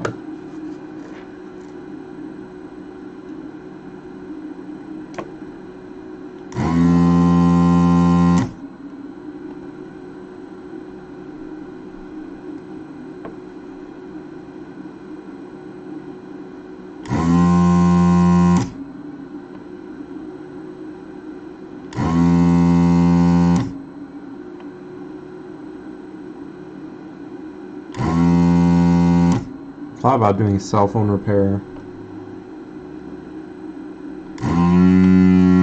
Though I'd be more interested in doing like data recovery on those and just getting to the point where you can get stuff off of them. Laptop repair, that type of thing. I don't think it's really that hard to do the RAM upgrades. It's pretty easy to actually solder them. For me, I just don't know if the RAM chips that I have are good. I think what I need to do is have a board that is kind of like my donor board that I can take at least one RAM chip off of and then just start swapping them on and testing them like that. I thought about putting a zero insertion force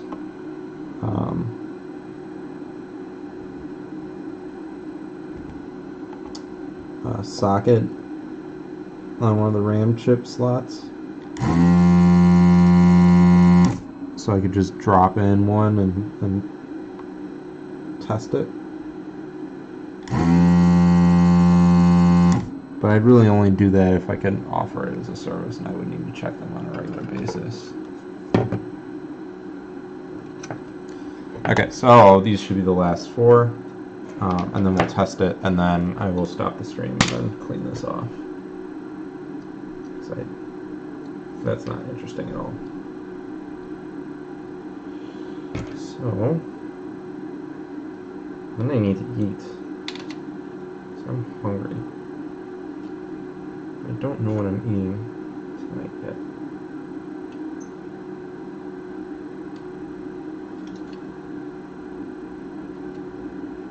Might be ordering out, to be honest, at this point.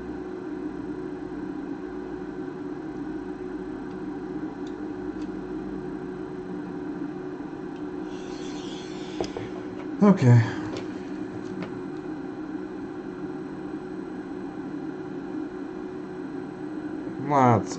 Lots and lots of flux on this one. And we're gonna do this like lightning. If my thing doesn't fall again, I should probably turn it off. There we go.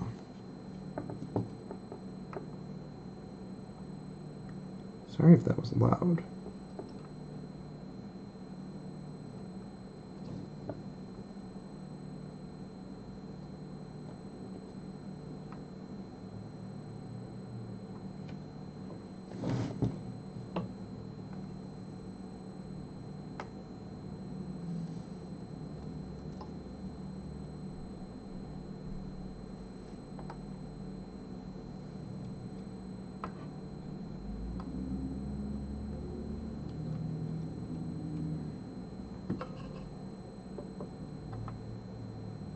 But yeah, doing the RAM upgrades, like I'm really surprised at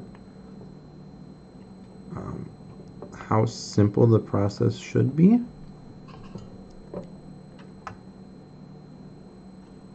Because they left a bunch of resistors and capacitors populated on the board to actually,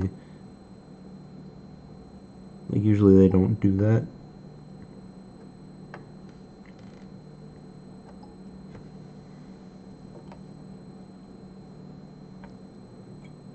Because usually they're trying to save as much money as possible. So I don't know why they would make millions and millions of systems with those passive components on it, because it probably equated to a decent amount of money, unless it was like stupid expensive, like almost free.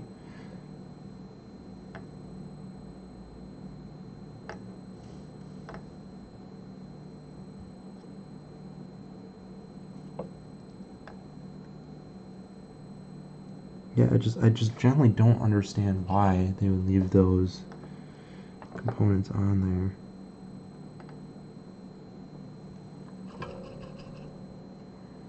But really all it is just reflow soldering, which you can do with a hot air gun. A lot of people don't like to use hot air and they use just soldering iron. I don't know why anybody would.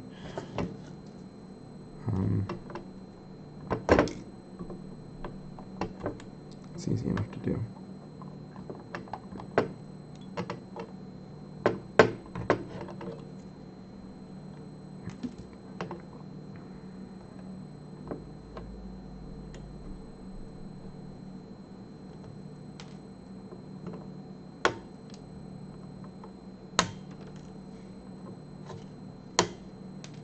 There we go. All right.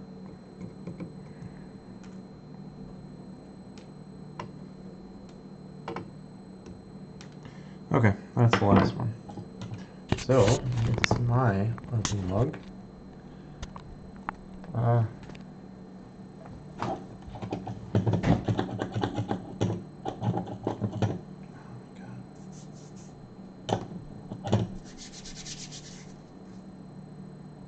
That hurts. All right. Let's take this.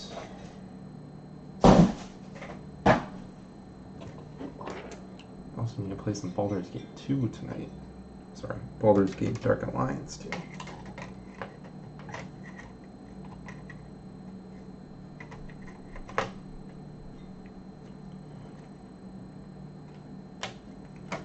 Okay, board, power, fan. I'm not even going to plug in anything else, I'm just doing power and the fan and the front panel.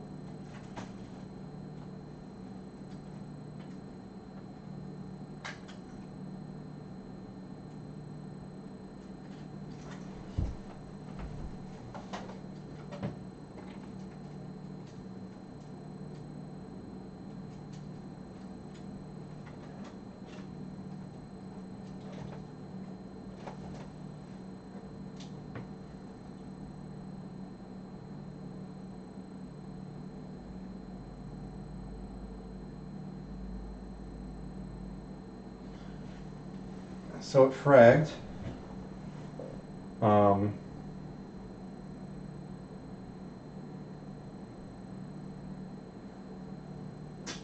It doesn't look like a good sign.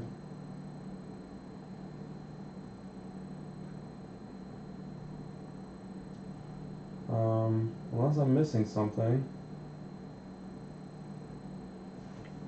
I do have a mod chip here that I can try to drop in it.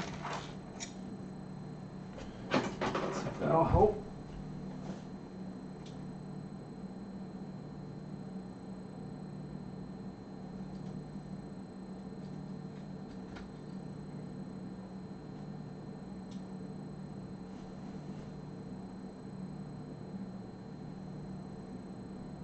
Nope.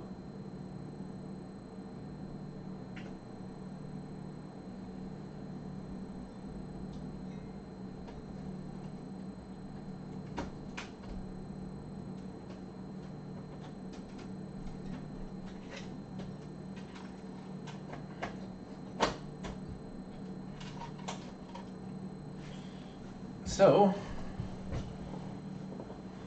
let's just do an inspection here and see. Let's check the caps, make sure they're all facing the right way.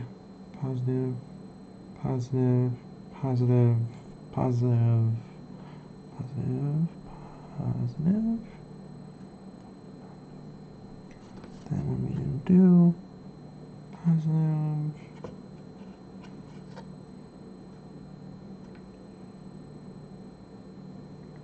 Yep, they're all facing the right way.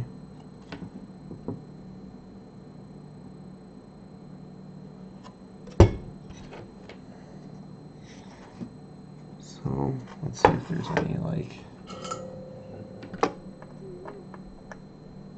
damages. This board is bent quite a bit.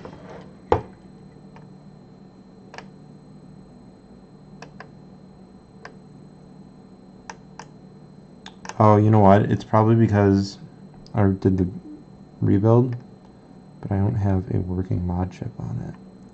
So I will have to source one of those.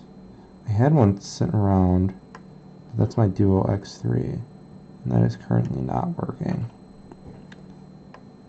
I actually bought an EEPROM programmer to fix that. The only thing I can think of is there's this one point that isn't soldering too well, that maybe I took a trace off.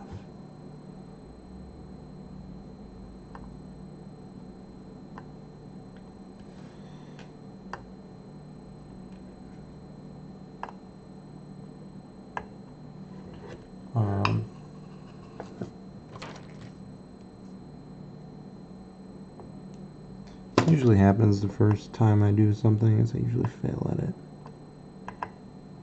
And the next time I do it, I usually fail at it. But eventually things start to work out.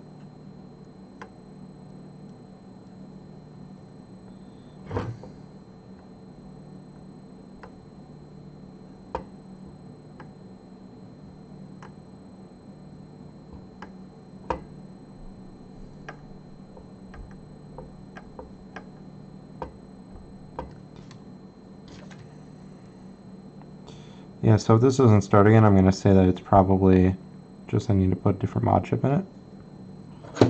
It does turn on, and it does do the actual defrag like loop, or the frag loop. So that's a positive thing. I would expect it to just like not turn on if there was an actual problem. There'd be like a short to ground or something like that. Yeah, I can tell this is my original Xbox because I have some solder joints here, like on the LAN port and here on the video port that I did like LED mods to and stuff like that. So I'm going to try this one more time. If it doesn't work, I'm going to stop the stream and I'll probably update it, do an update or something like that on Discord. If it works or not later on.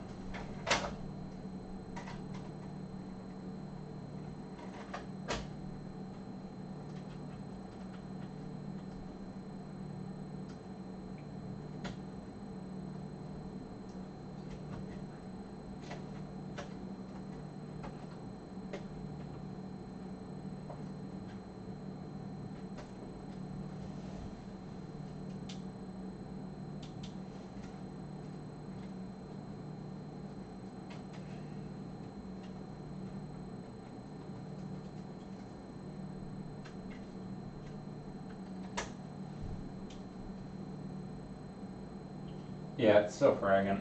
So it's probably just the mod chip. I'll find I have an Aladdin sitting around. So I just need to pop that in and then it probably should work. I'd imagine it would just turn off if there was a short or something like that. So that's all I'm going to do tonight. I'm going to go eat some food and play some games. Thanks for watching. I will post an update in either the Xbox channel or my Discord. I'll do it in. I also might do another video, just a short one. I probably won't stream it. So, but yeah, so other mods that are coming up, Xbox or Super Storage install at some point. Girlfriend will be doing that, so stay subscribed for that. I'll probably do a big announcement, a bunch of servers when that happens, because I want to show people that like it's easy to do. She's never soldered before, and she is a designer, so a print designer, so she's never done anything like that before. Otherwise, I'll probably be doing more Xbox mods. I might do a stream tomorrow on how to fix like a Logitech remote. I usually just stream when I'm working on projects these days, just for the hell of it. So, but yeah, I just heard a message, which means I need to go downstairs and eat. So, thanks for watching, and have a good night.